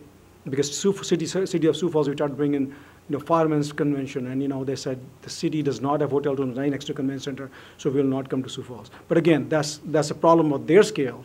Marshall has the problem with their scale. So each city has a problem with their scale. So I think what I see Marshall right now is, you know, lacking of, just not by having a hotel next to the center is a big drawback. You know, it's a big drawback because, you know, you don't want to kind of, after game, everybody's tired, you know, you got to, and sometimes these kids have practice in the morning, they got to practice in the afternoon, sometimes they come in a game in the evening. So every time they got to go back to the hotel room, shower up, get in the car again, come back, go back. It becomes a lot for parents to kind of juggle people around, and sometimes it just kind of puts people off. So I think that's what, when there's competition out there, which has convention centers right next, or event centers right next to the hotel, we just become a second step because, you know what, they rather go to that because everything's right there. Other questions? I have a couple of points. Craig, I agree with you that if we look at an abatement, we need to look at the properties we have. You know, Dr. Maestro, you asked, what is the downsides? The downside to this is if we build the Hampton Inn, are we going to close another one, thus eliminating any tax gain? And that's a distinct possibility. Like Mr. Patel himself said, we've been flat for 5 years on our room revenue, on our occupancy. So we put another 81 rooms into Marshall. What hotel are we going to close? And that's something that we have to address, and maybe address it by giving an abatement to the existing hotels to remodel. I do want to correct you. The Sleep Inn is a 3-star hotel, so there is one in Marshall. I emailed our management company. He says we are a 3-star hotel. So there is one in Marshall. Let's get the correct information out there. That's frustrating to those of us who have invested in Marshall without tax abatement, not getting credit for it. It was, since Red Banner Arena was built, there is a group of investors who did build a hotel in Marshall after it was voted in without tax abatement. But I do think it's something worth looking at because we do need, and I'm not putting any other hotels down, but we do need quality rooms. I won't argue that at all. And we need to lift up the businesses we have, because if we lift them up some way, we can also increase tax revenue there. But I just would like to see all the facts get out there correctly as we sell this. We need to sell it to the public. We need to sell it to the correct facts. Jim, and I think you make a couple of really, really good points there. And one of them is that if you go look on the online, kind of the recommendation places for people that aren't from Marshall that are trying to decide, and the feedback that's in there because of the disparity between some of the room levels, we don't do very well. And it's hard to explain your way through that when you look at star ratings. And you know, I'm not as savvy as some of my counterparts here, and I watch the surfing going on during the meeting, and there's a lot of information out there that goes quick, and all the people that we're trying to bring into these events do that same thing. And you know, there's a lot of venues if you have kids in sports, and if you're playing amateur athletics, there's a lot of opportunity to enter into tournaments, and we've built some really good facilities, and I think we need to back it up by finishing that whole picture. So I think it's important for us to continue to look forward. And Jim, I'm really sincere that I think that I like the tool of the abatement. I look at most of what we have is in the zone. So I mean, I think we need to really take a hard look at that and say we need to use this tool and make it available if we can do it at all. I think make it available to the other ones, because there's other ones that need to be upgraded. That's going to take millions and millions of dollars. And I think they've laid out a beautiful formula here. I think it can work, and I know Sharon and I chatted about this because she said something to me early on a tax abatement of another city that included wrapping jobs into it and even wages, which I think if we wrap it in correctly, we can make it a win-win situation for everybody, including the city of Marshall. But it's something, you know, you ask the risk. The risk is let's not close another one down to open one up, because then we've gained zero. We have a net gain of zero. Jim, I understand your point of concern. As I have 14, 15 hotels from different markets, but you know what? It's a quality at all. You know, if you run a shabby, crappy hotel, and if you shut down, that is not somebody else's fault. That's your own fault. Well, I don't disagree, but we should give them the same opportunity to bring theirs up.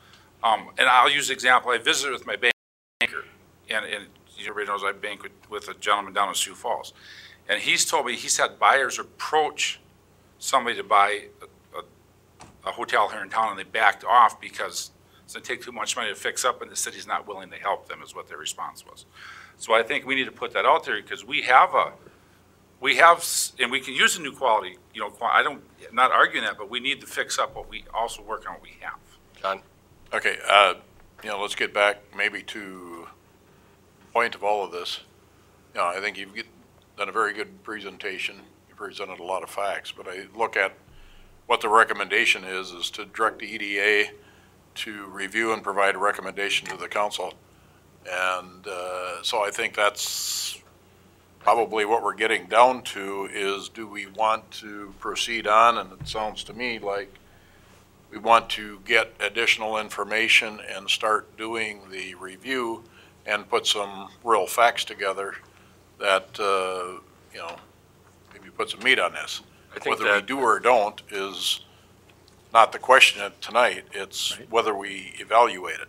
I think one of the, maybe, John, I respect what you're saying. I think maybe one of the clarifications on that recommendation is the council should be clear about what we're directing, if it's going to be referred to some other group like the EDA, what we're actually expecting. And maybe a more appropriate recommendation is to direct the city staff to develop the framework for a tax abatement that would be workable for this project and also would be applicable for other projects, including renovations, and then bring that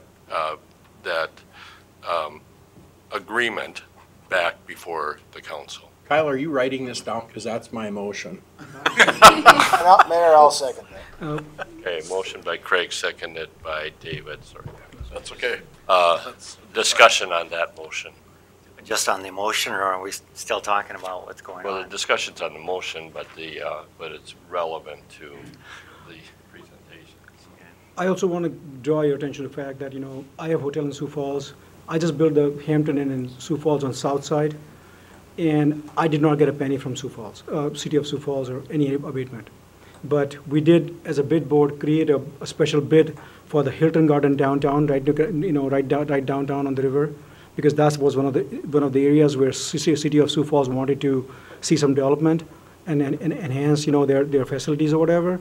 So what they did was they created a bid for Hilton Garden Inn, and they gave them some money to build it in that area.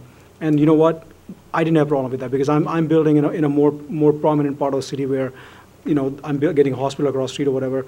So I knew going in. Same thing, City of Sioux City. I built a hotel in Sioux City on the south side by the mall, and that's fine. But they are building it right now. They're building a courtyard downtown, right next to Convention Center, which is going to be attached to Convention Center, and they're going to get all their sales tax refunded back to them for 80 years.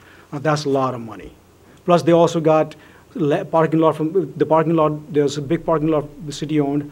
City kind of gave to them. They also built a parking ramp for them. So it is very ordinary practice for cities to do things to enhance their facilities which are there, to bring more development around there, so it can benefit the entire community and not just one piece. So again, what you guys do with whatever you guys decide is fine. But it is out there that when cities want to enhance certain part of their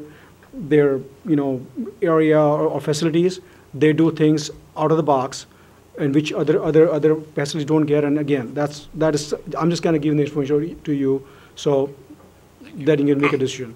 Thank you. Discussion on the motion on the table.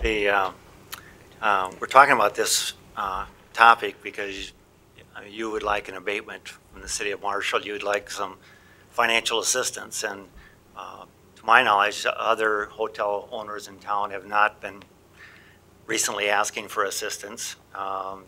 So we're dealing with this issue simply because of your request, and I'm concerned that I want to see a level playing field. I want all hotel owners and businesses treated the same way. I want fairness, and I don't like government picking winners and losers. And you've built a number of hotels, and you've built a number of them without government assistance, yes, because it was a good economic decision to make. Yes. And I think that's the way businesses should operate. And I don't like to see a government get involved in making all these business decisions. I think we live in a free enterprise economy, and we're not a socialistic state where the government makes all the decisions and provides all the financial assistance and so forth.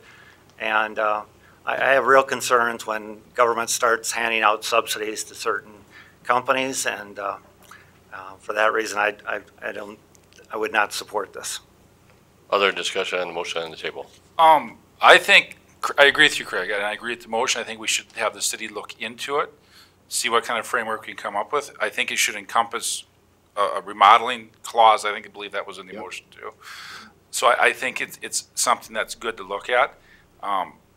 It is an abatement, so he has to build it and invest into it before he gets an abatement. We're not giving him any money. No, well, and the end of my statement is I'm one who thinks we should get rid of special assessments. And his abatement, where I look at this, his abatement's still going to be less than what he paid in special assessments, correct? Yes. So, as the city puts this together, there'll be many options to come out of this. So I'm going to support the motion for that. I just want to express why. It's something that we're looking at and exploring. Who knows what will happen? Other discussion on the motion, Stephen? I think that this is a good thing to send it back to the ED and figure it out. I think that I'm not a hotelier, I'm a doctor. I didn't stay in a Holiday Inn last night, but I did go to But you could have. But I could have. The Holiday Inn Express. But I think that heads in beds on the weekends, with what we're doing, we've got that. Every hotel is plugged and you're losing money. I don't care about the weekends. I want weekdays. I want to see our restaurants busy with lines every single day of the week. Holidays included, because people can come down and they've got family in Marshall. They can come down and have hotels to stay in. So I think that we do need to discuss it, and how we get to yes is for another vote. But I plan on supporting it. Well, and I think that, and not to belabor the conversation because we're going to have it again, but we have a couple places that we can have 100 people in. But they're training facility. They're not a banquet facility. They're not my agency alone, we would have 3 training sessions here in Marshall. Marshall is supposed to get 3 a year every 3rd year, and we get none because we don't have a facility right now that will hold the classroom, the catering, and the hotel all connected. And we've tried it, we've fed them at the Merit Center in the bays, you know, and it doesn't work.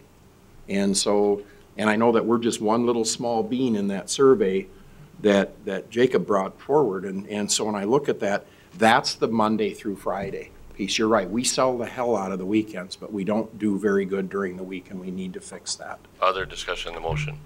I think one thing to keep in mind if the council does direct this back to EDA is that the city council is the authority that has the right to abate taxes. So regardless of what the EDA does, it still has to be decided upon here at council. And to clarify the motion, we're actually sending it back to staff to do the work and coordinate with you folks, but the motion actually puts it back to staff. That is correct. That's my point.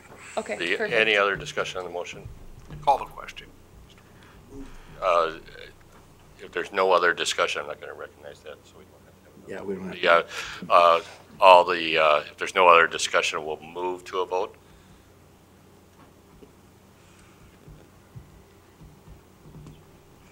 The motion does pass, and we'll expect staff to be working on this and hopefully have a recommendation back at our next regular council meeting. Thanks, everybody, for all that work. That's Thank you. awesome. Thank you for a good presentation. Thanks for your time. Thank you. Mr. Mayor, you make government work that fast? At this, even faster, because at this time, I'm going to call for a 5-minute recess.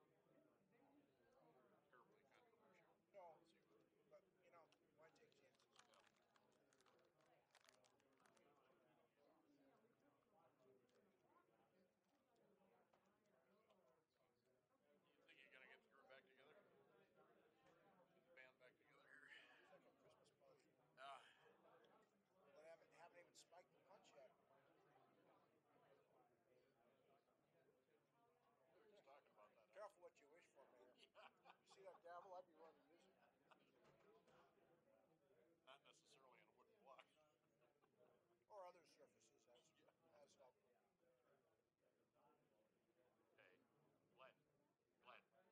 Gavel, Bob. So bashful.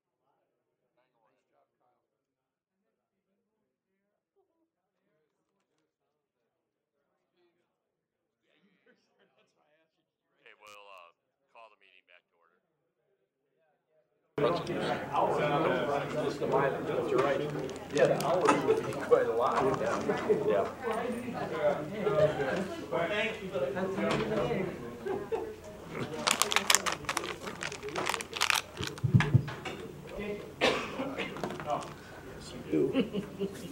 We are on agenda item number 20.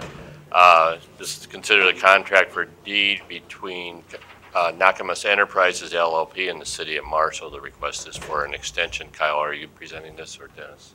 I've got it, Your Honor. This is the third year we're coming back, or is it the fourth year? Balloon payment is due on the contract as soon as Ralco Nakamus vacate the building. Their business plans are still uncertain, and so everybody's in agreement. We'll just kick back the balloon payment. The city pays the real estate taxes, but is given credit for that against the final balloon payment whenever that is to be paid. I spoke with, well, John Nakamus has to sign that. John is back at the facility tomorrow. We hope to have their signed copy back tomorrow or Friday. So Thursday. And this is the intent of Nakamas LLP? Yes, it is. Okay. Yes. They still have intent to Yep, they are still buy the entire building. packaging herbs and spices, I think they package in the front end of the building. Oregano is a big one. I know they have a lot of oregano. Questions? We bought this building for city use, and so with city staff, how much of a hardship is it for us not to have that building by now? It's really for police department, parks, and streets. And we can't use it. We've got some equipment stored in places maybe they shouldn't be, like at the airport hangar. And so, yeah, it becomes an issue. Half a dozen of the park's vehicles are outside. So it's just one of those things. We're saying, you know, we'd like to be able to use it, but we're okay with not using it until we can. I mean, we're not pounding on the door, but we do need additional storage. That's all I'll say with it. I think it's a good use for what's being made of it right now. I'd like to see it relocated somewhere else, but it's got to be profitable for them to do that too. I guess I'm wondering how many more extensions are we going to have here, because you know, we bought it with a purpose. We needed the building, and we're not able to use it, and so you know, it just gets extended, and I feel like we've been good about it so far, and we want to continue to be good, but it reaches a point where we need to say enough is enough. It's time for them to move out and for us to move in. You know, we have an agreement, and both sides should honor the agreement. And we wouldn't have bought the building if we didn't have a need for it. Why would we buy it if we don't need it? So the other discussion might be maybe they need it. What's that? The other discussion might be maybe they need it. Right, but I mean, we bought it because we had a need. Yeah. If we didn't need it, we wouldn't have bought it in the first place. So we really have, I think, thank you, Glenn. We have really two things here, part of this discussion. One is the initial request to extend it. I think we have an obligation to act on that. But then I think the other part of your discussion is you know, probably more of a economic development director discussion with the business of what's best for them, and you know, is this location really fitting into their permanent plans or is an alternate plan? And regardless, that will tell us which way to go. But doing this extension, we're obligated really to do this at this point. Mayor, is it in order to offer a motion? Yes. I would move approval of the proposed extension of the contract for deed as presented. Motion by David. Seconded by Craig. Discussion? you indicated that we're obligated to do this?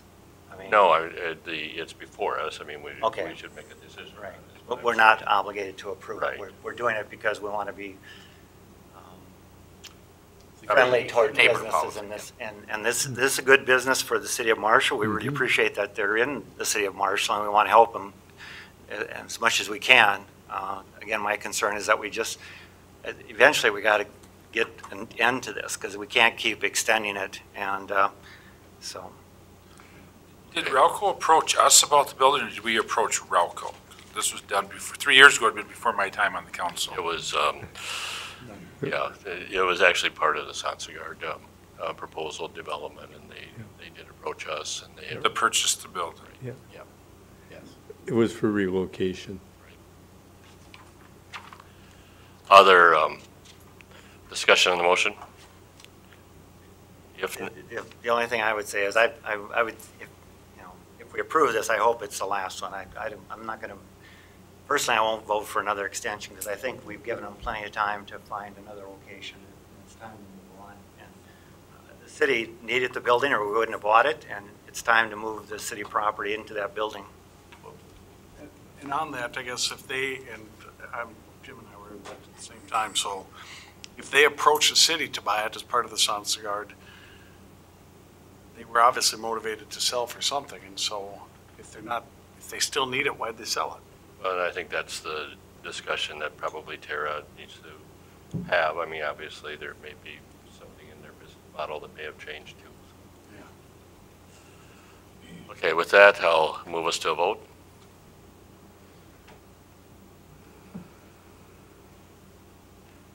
Motion passes. Agenda item number 21. Agenda item number 21, consider the amendment to the contract between Engen and Associates for the City of Marshall for architectural services. Sharon? Mr. Mayor and Council, the request, I think, lays it out pretty fairly and simply in that they did evaluate 2 additional sites that wasn't in the original proposal.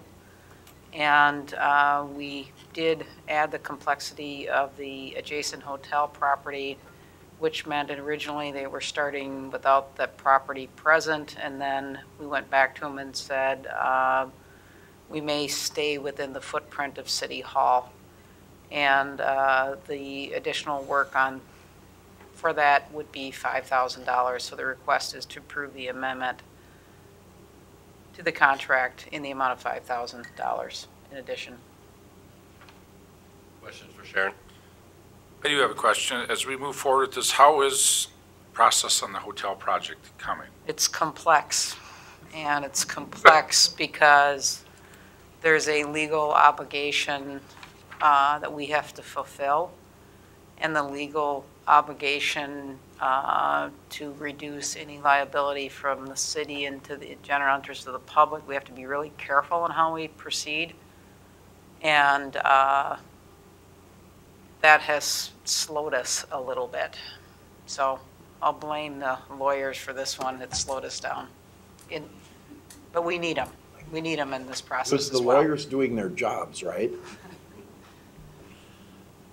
Following the laws as provided by the legislators. Correct. Other questions for Sharon? Not, what are the wishes of the council? I move the approval of the amendment to the contract between Egan and the City of Marshall. Or Engen. Motion by Craig, seconded by John. Discussion? With regard to the increase in the contract of $5,000, is there any detailed information as to how many additional hours and work was put in to justify that particular amount? No, I didn't ask for that because I thought the fee seemed reasonable, and I didn't ask for that. Being on that committee, Glenn, I know that she has redrawn City Hall a couple of times. You know, John and Dave can attest to this too, because we had it drawn, or she had it drawn up. I can't think of her name right now. Barbara, thank you, for involving the hotel, and then we have that potential investor for it, so they redid it. And then, you know, looking at the other sites, so, and I visited with her about this last time, and she told me they have over 100 extra hours into this. Now, that's not in writing, I'm just going by what she told me. So at this price, I think it's reasonable. I think we as a committee need to make a decision. We're going to stick to the footprint of the City Hall and move forward with that, because we don't want to change it, because it does cost money. Anytime they change those, it's expensive. Those drawings she does up are they are, and she puts a lot of work into it. So I think this is fair. I think we as a council, or we as a committee, just need to stick to our decision now and work with what the parameters that we are within. Is this going to be the last one? Because council knows how I feel about change orders. I can't guarantee that. If we stick within our parameters of what we have, Steve, it should be. Okay. So, and I'll try to do that for you. Other discussion on the motion? If not, we'll move to a vote.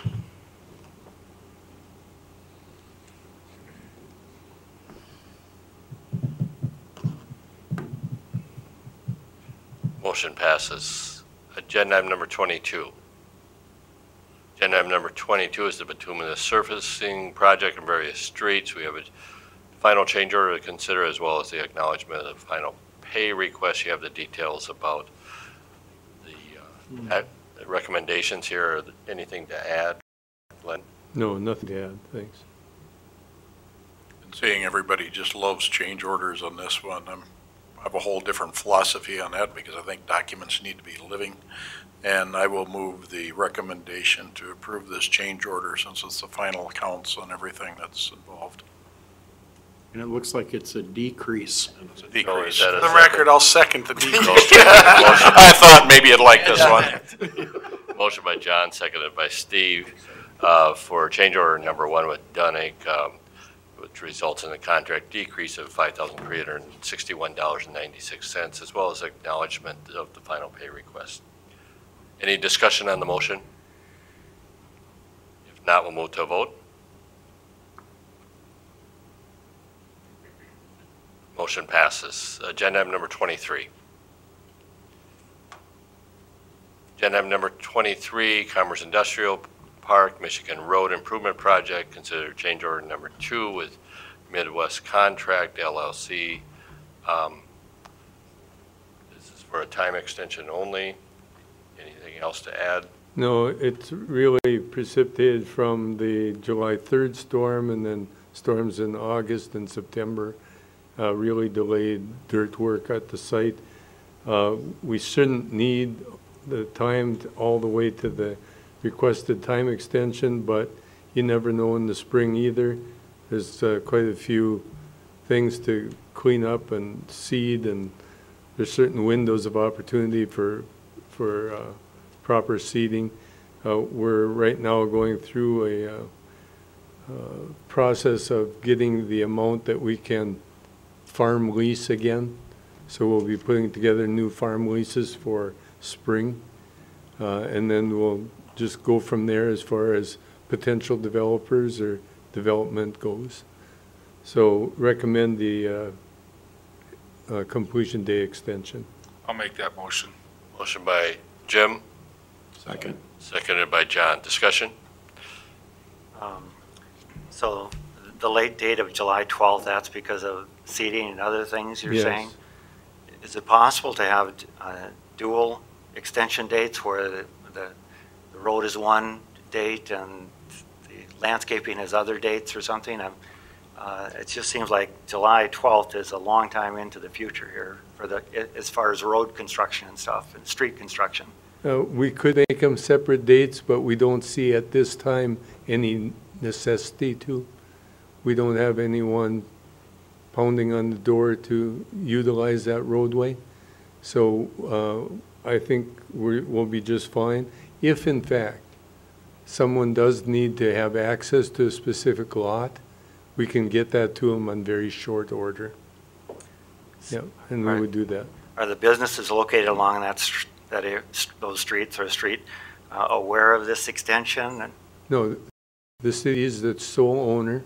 The city. Oh, okay. And this is Commerce Park. Okay, this is not the one down. Yeah. Okay, I was thinking of the other one. We're doing No. the Michigan Road one. No. No, that's a different one. Okay, thank you. Any other discussion on the motion? If not, we'll move to a vote.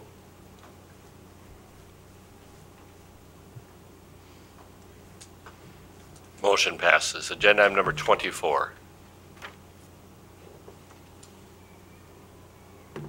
Agenda item number 24, consider and approve the grant agreement, construction grant for the Marshall Merit Center project regarding the expansion of the drivers and training course. Sharon, do you have this? Carla, do you have it or do I have it? Okay, Dennis. All right. Minnesota Legislature has authorized an additional $3.1 million grant for the expansion of the driver's training and road course. The grant document has been provided, Minnesota Management Budget Office. It's a standard grant agreement, and it is a grant. It will encumber the city-owned property, but there's no repayment unless, for whatever reason, within the next 35 years, the city should decide to sell some of the property. But it allows for the expansion of the road course that's presently being used, and then the city owns 40 acres north of that, so there will be an expansion into that property.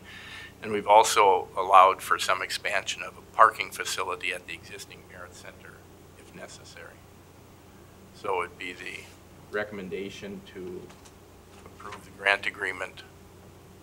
And the city will not receive $3.1 million in some lump sum payment. The work will be done, and then we'll submit weekly or twice a month, I think it is, for reimbursement after the fact.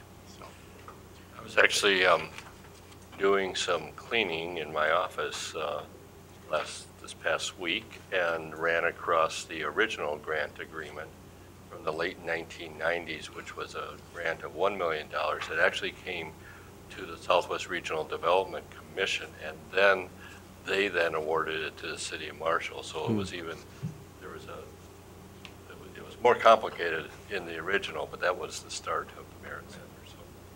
So. Yeah, this was part of, this particular grant was part of the public safety legislation last year. There were 3 facilities that received some money. Yeah. Our staff also met with the designer late this afternoon. He will be bringing the draft plans to the council at our next regular council meeting. So you'll be able to see the layout and what things are included and the estimate for doing the work. And one of the directions was it must fit within the $3.1 million, including everything. So that's where we're making sure it does that, at least in the estimate.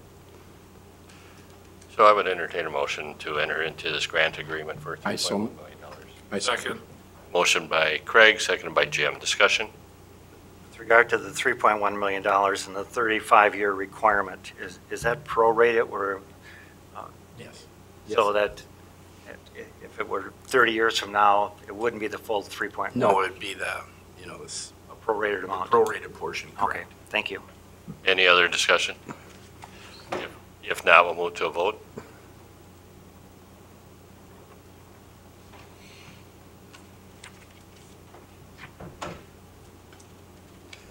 Motion passes. Agenda item number 25.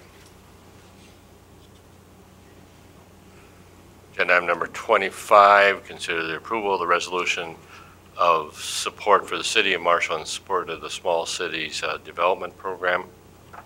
Carla Drown, Finance Director. Thank you, Mayor and Council. Before you have a resolution requesting the transfer of funds from our federal CRIF fund to the small cities. This was before you prior in another agenda meeting in February of this year, requesting to put the grant in, or put the application in, sorry, for the small cities, and that was approved. So now this is just the backside approving the transfer of those funds. Thank you, Carla. Questions? I move the resolution. Motion by Craig, seconded by John. Discussion? If not, we'll move to a vote.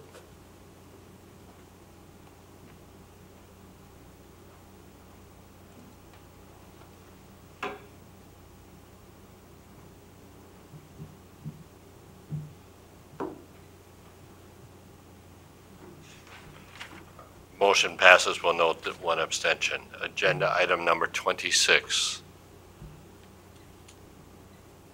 Agenda item number 26 is the canvass of the election results for council members. Earlier today, I participated in the Lyon County canvassing for state and federal offices, and then this would be then as well as county-wide offices, and then local canvassing is up to the local jurisdiction. So with us before us is our election official, city clerk Kyle Box. Thank you, Mayor and Council. So tonight City Council will be canvassing the elections for the city races here. We had 3 council seats up for election. The abstract provided from Lyon County is provided in the agenda item, which details the wards, ballots cast for candidates. So we'll be reviewing that, and then the recommendation is also up there for the declaring the council members. I'd also like to take this time just briefly to go over some highlights from the election last week. We had a great turnout for the City of Marshall. City of Marshall had over 70% voter turnout, which in comparison for Lyon County also had 73% turnout. So in comparison, 4 years ago, Lyon County had a 45% voter turnout. And the last presidential election in 2016 had 66% turnout. So turnout was up, and we felt it at the polls. And I'm glad we had the new technology that we did purchase earlier this year to help us with that. That was received very well by voters, by election judges, and staff that also assisted with that. One quick note on that: we did have one, I wouldn't say an error, but an issue that we had to resolve at one of the wards where our count was off at the end of the night. It was about 9:30, quarter to 10, when we were at Lyon County trying to resolve this issue. And with these new poll pads, with the technology we have, we were able to run error reports, and we had the issue resolved within about 5 minutes. It was simple as that. So instead of having to go through and count every single receipt and every occurrence, we were able to run a report, look for duplications, and we were able to resolve it. So just a I guess a quick advantage to having what we have now. So back to the recommendation you have before you. If you have any questions, I'm happy to answer. Questions? You have the vote count, the vote tally for all of the candidates. Are there any questions any of the council members have? I just like to comment, I'm glad that we run smoother than Broward County does in Florida. Kyle would have to do really bad to get close to that. Boy. So then the recommendation then would be I make a motion, we accept it. Okay, motion by Jim. Second. Seconded by Steve for the recommendation that John D. Kramer be declared duly elected in Ward 1 Council's ward, that Russ Labatt be declared duly elected as council member in Ward 2, and that Craig Schaefer be declared duly elected council member for Ward 3, and that the term of all of these positions is 4 years. Discussion on that motion? If not, we'll move to a vote. And I would say, Kyle, thank you, and to the team of election judges that you led for fine work. This motion passes. Agenda item number 27. Agenda item number 27, consider the approval of a temporary on-sale intoxicating liquor license for SMSU Foundation for an event December 12th, as well as an event February 23rd. Any questions on this? Motion to approve. Motion by John, seconded by Craig. Discussion? If not, we'll move to a vote.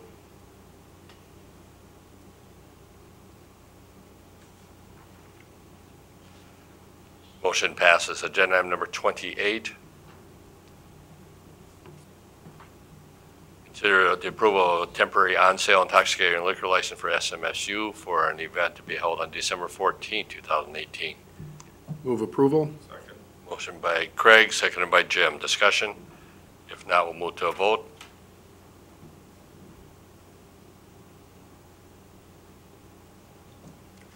Motion passes. Agenda item number 29. Agenda item number 29, consider a temporary on-sale intoxicating liquor license for Marshall Area Chamber of Commerce for an event January 11, 2019. Move approval. Second. Motion by Craig, seconded by Steve. Discussion? If not, we'll move to a vote.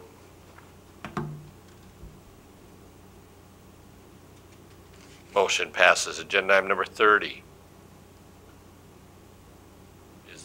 commission board liaison reports. The Regional Development Commission met last week, fairly routine, full commission meeting in light of the hour, as well as we have a work session following this on budget. I will not do a detailed report on that meeting. Craig? Thank you, Mr. Mayor. I believe that the Marshall Lyon County Library met last night or yesterday afternoon. I did not attend that meeting. I was out of town. On the Merit Center, we're going to start having some meetings just between significant members to start looking at the rental agreement between our primary tenant there with the Minnesota West campus. That the current lease agreement with them is up the end of June, and there's a desire amongst Minnesota West and also us to, as we're starting to develop more merit specific things, not really related to Minnesota West or necessarily with Minnesota West. We're having some growing pains, and we just need to make sure that we work through exactly how the coordination between classroom rentals and space goes and training priorities and that type of thing. So good problem to have. The place is really busy. It's picking up and getting a lot of recognition. I know that there's a Association of Minnesota Emergency Managers 2-day tomorrow and the next day out there that's using both of the classrooms. So it's good to see it busy and active. So it's kind of nice to have to get down and figure out who's got what priority and how we manage that. So I'm looking forward to that problem continuing to grow. So and that's all I have. Thank you. Steve? No reports, Mr. Mayor. Planning Commission meets tomorrow. John? EDA did not meet. Utilities had met on the same night as our last council meeting, so no updates. My boards have not met. And Jim? My boards have not met. So we'll move then to agenda item number 31, council member individual items. Jim? I would like to start off with, and since Bob's sitting here, I can give him credit, even though it was Larry who talked it up. But I went out last week to see how the drag line all worked. I didn't ever take opportunity to do that. And Larry's very excited about it, and it works very well. I believe, and you can correct me, Bob, if I'm wrong, but you guys did in 7 days what normally takes 3-4 weeks. That was actually 5 hauling days that take at least so 30 days. In projects like that, when we vote for those, we spent a significant amount of money, but it's going to save the city a lot more money in the long run. And just the way Larry broke it down, and I'm not picking on department heads, but I wish the other department heads, when they bring stuff forward, can show how this is a savings, how they're doing this to better the city. And Larry's very excited about how that all works, and he does a good job with it. I have to give Bob, his staff, credit also for the equipment they designed for the skid loader they have that saved us $10,000, $15,000. So I want to give them credit where credit is due, and it saved the city money. And Larry said they learned from last year where they kept the field closest to wastewater. They did not applicate on that one, so we can empty our tanks again in the spring, is what he told me, correct? So we will not have to worry about overfilling our tanks, which was a very, very good positive. So I want to give credit to your staff, Bob. Let them know that they're doing a very good job, and I was very impressed with that system. The other thing is I sat down and visited with Jason and Sharon about change orders. So I'm like you, Steve, I hate change orders. How can we not necessarily change our policy, but change our policy so we're not dealing with change orders? You know, and I look at when I build a house, we build in a contingency, but it's the total cost of the project. So in like Jason and I were chatting with Sharon, is maybe have the engineering department come up and say the total cost of this project, I'm just use roundabout numbers, is $3 million. Don't tell us that, you know, they build in it, they can tell us, but there's like a $90,000 or $50,000 contingency built into that fund, so we don't have to vote on these small change orders every time. And then when if the project would go over that amount, well, yes, they have to come back to council, but that we give them the leeway and the trust that they can do these smaller change orders, such as the tree 2 weeks ago or 3 weeks ago, you know, so they can deal with that quicker and probably more efficiency and save the taxpayers money by doing that more efficiently. I think that's an excellent suggestion, Jim. Well, thank you. I wasn't even done with my soapbox yet, but I guess you want to move on. So I think it's something that should be looked into. I don't know what the amount is yet. Sharon and staff and Jason are working on it. I will have to give Jason credit for that because he approached me after the meeting and we combined mine, so I will give him credit for bringing that forward. And that just shows that our staff is always thinking about ways to make stuff more efficient. Your turn, Dave. Thank you. With regard to the, go ahead. Always leave them wanting more. So with regard to change orders, there'll be change orders, we just won't find out about them as a council then. It'll be built into the total cost of the project. So, and this, I'll use an example. When we build a house, if I build you a house, Glenn, I'm gonna tell you that house costs $220,000 to build. I already have, per se, $10,000 built into that. So then when that's done, I'll come up to you and say, Glenn, we did it cheaper than that. We did it for $206,000. You're ecstatic because we built it cheaper, but we had it built into there in case we ran into problems. But now when they bring this amount forward, let's say, and I'll go to their project again, 210,000 or 3 million, whatever, if it goes over that amount, yes, at that point they have to come back to the council because now they've gone over the amount they actually told us this project was going to cost. The change, it's not necessarily change orders because Glenn already built in a contingency. It's built in there. I think the 5% is too high. I think that number needs to be lower. So there, there isn't a lot of money floating around there. But why do we need to deal with a $2,400 tree? Why is Jason spending time running out of his office, stopping project for 3-4 hours to talk about a tree? That costs a lot of money too. You have 6 guys standing around at $100 an hour. You just flush $600 down the toilet along with that $2,400 tree. So I think there needs to be a balancing act there. We get told what a project costs, and they have that built into that project. And obviously we can break those numbers down, but we have to have trust into our staff that they can make decisions such as that. Not to get off on a tangent on this, but isn't part of the problem with doing what you're talking about comes in on the bidding piece because we, a public entity, we have to bid pretty solid specs and we can't, you can't, I mean, that'll work the first time until contractors figure out, and then they're going to pull that contingency out under bid and then come in and say, well, you didn't have that in the spec, so it's a change order. I mean, They do it now, so it gives Glenn and it gives Jason the opportunity. That's where we have to trust our staff, our administrators say, guys, no, that's incorrect. We pass every change order. They're usually passed before they're done before they get to council. Right. So why are, part of it is why are we wasting, I don't want to say wasting the time, but we're taking valuable time out of these projects, out of our meetings, out of, if it's a large change order, absolutely. And I'm assuming at that point staff will say, we got to stop this project. I'm not going to approve a 12% increase on your price. But a 0.3% increase?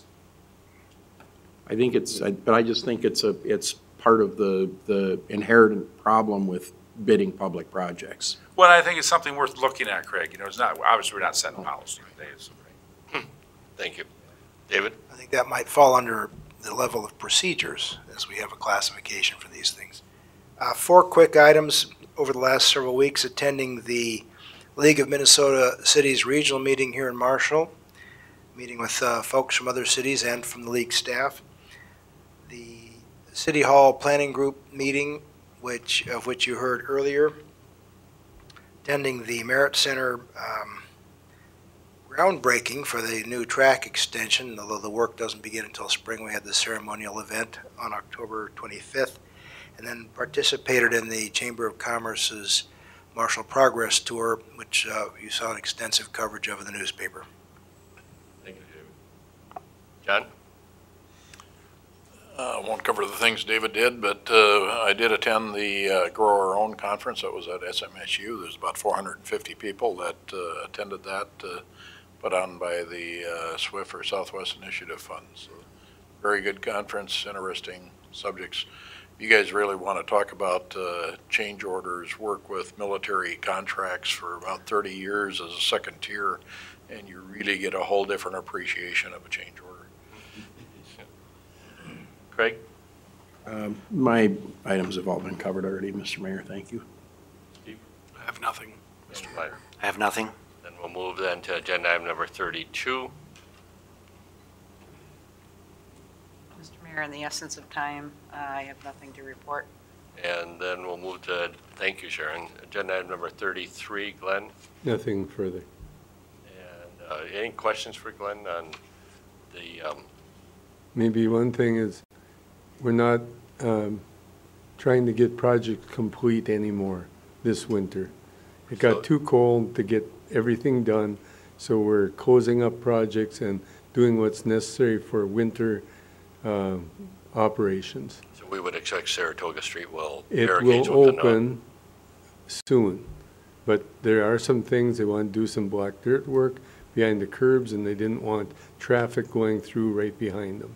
So I would expect within the next week, it will be opened back up again. With that being said, Glenn, what's MnDOT saying about 23? There again, it was supposed to be done by the 15th. I think that's day after tomorrow. I don't see that being done, but probably by the end of the week or early next week, there's a little reprieve coming for temperatures, and you'll see them out there working tomorrow. Today they were actively working on the lighting and underground wiring. Yeah. So Just a quick question, Glenn, on Main Street. I know it's MnDOT, but on the southbound lane, the right tire path on that is about a block there where it's about a foot deep. Can we get a hold of Yes. MnDOT and get, I mean, it's going to tear somebody's front tire off. We did get a hold of them some time ago concerning the stress and failures of certain spots along there, and I would expect at this point in time there's not a lot that's going to be done with it. There might be a short window of opportunity if they want some mix to fill those in, but there most likely will have to be some fairly significant repairs to those wheel tracks. Yeah, if they leave that over winter, you won't even be able to drive that lane in the spring. So we'll check with them. I think the asphalt plant will be open for another Chicken week. connection and in there. we did bring that up at the ATP meeting also, and I think their conclusion is it's the base, and that was the portion that was not over excavated, and that's where they're having the base problem. Yeah, well, it's a mess. Glenn, I think part of my confusion before was that there's the 2 Michigan Road projects then, Yes. and the one I was thinking I drove by today, that they're still working on that one, and there are businesses along there, but that's going to be completed this fall then? It will not be completed. It will be open to traffic. Yes. As it is now? A little bit better than it is now. They had some driveway fill-ins that they had to do, but the roadway itself is essentially complete. Okay, thank you. But as long as you mentioned driveway fill-ins, on Saratoga Street, there's a couple missing. 3. Are they planning to do that yet this fall? Yes. Not permanently. They'll be temporarily constructed. That's the plan this week. We'll see what happens. Yeah, they'll be open for the winter. Okay. Thank you, Glenn. Dennis? Nothing else, Your Honor. We'll move then to agenda item number 35. Administrative reports, you have those for your review. We'll move to agenda item number 36, the information items, including the building permits, as well as agenda item number 37, the upcoming meetings. I'll pause. Is there any input on those 3 items? If not, we'll move then to agenda item number 38 to adjourn this meeting. So move. Second. Motion by Craig, seconded by Jim. Discussion? If not, we'll move to a vote.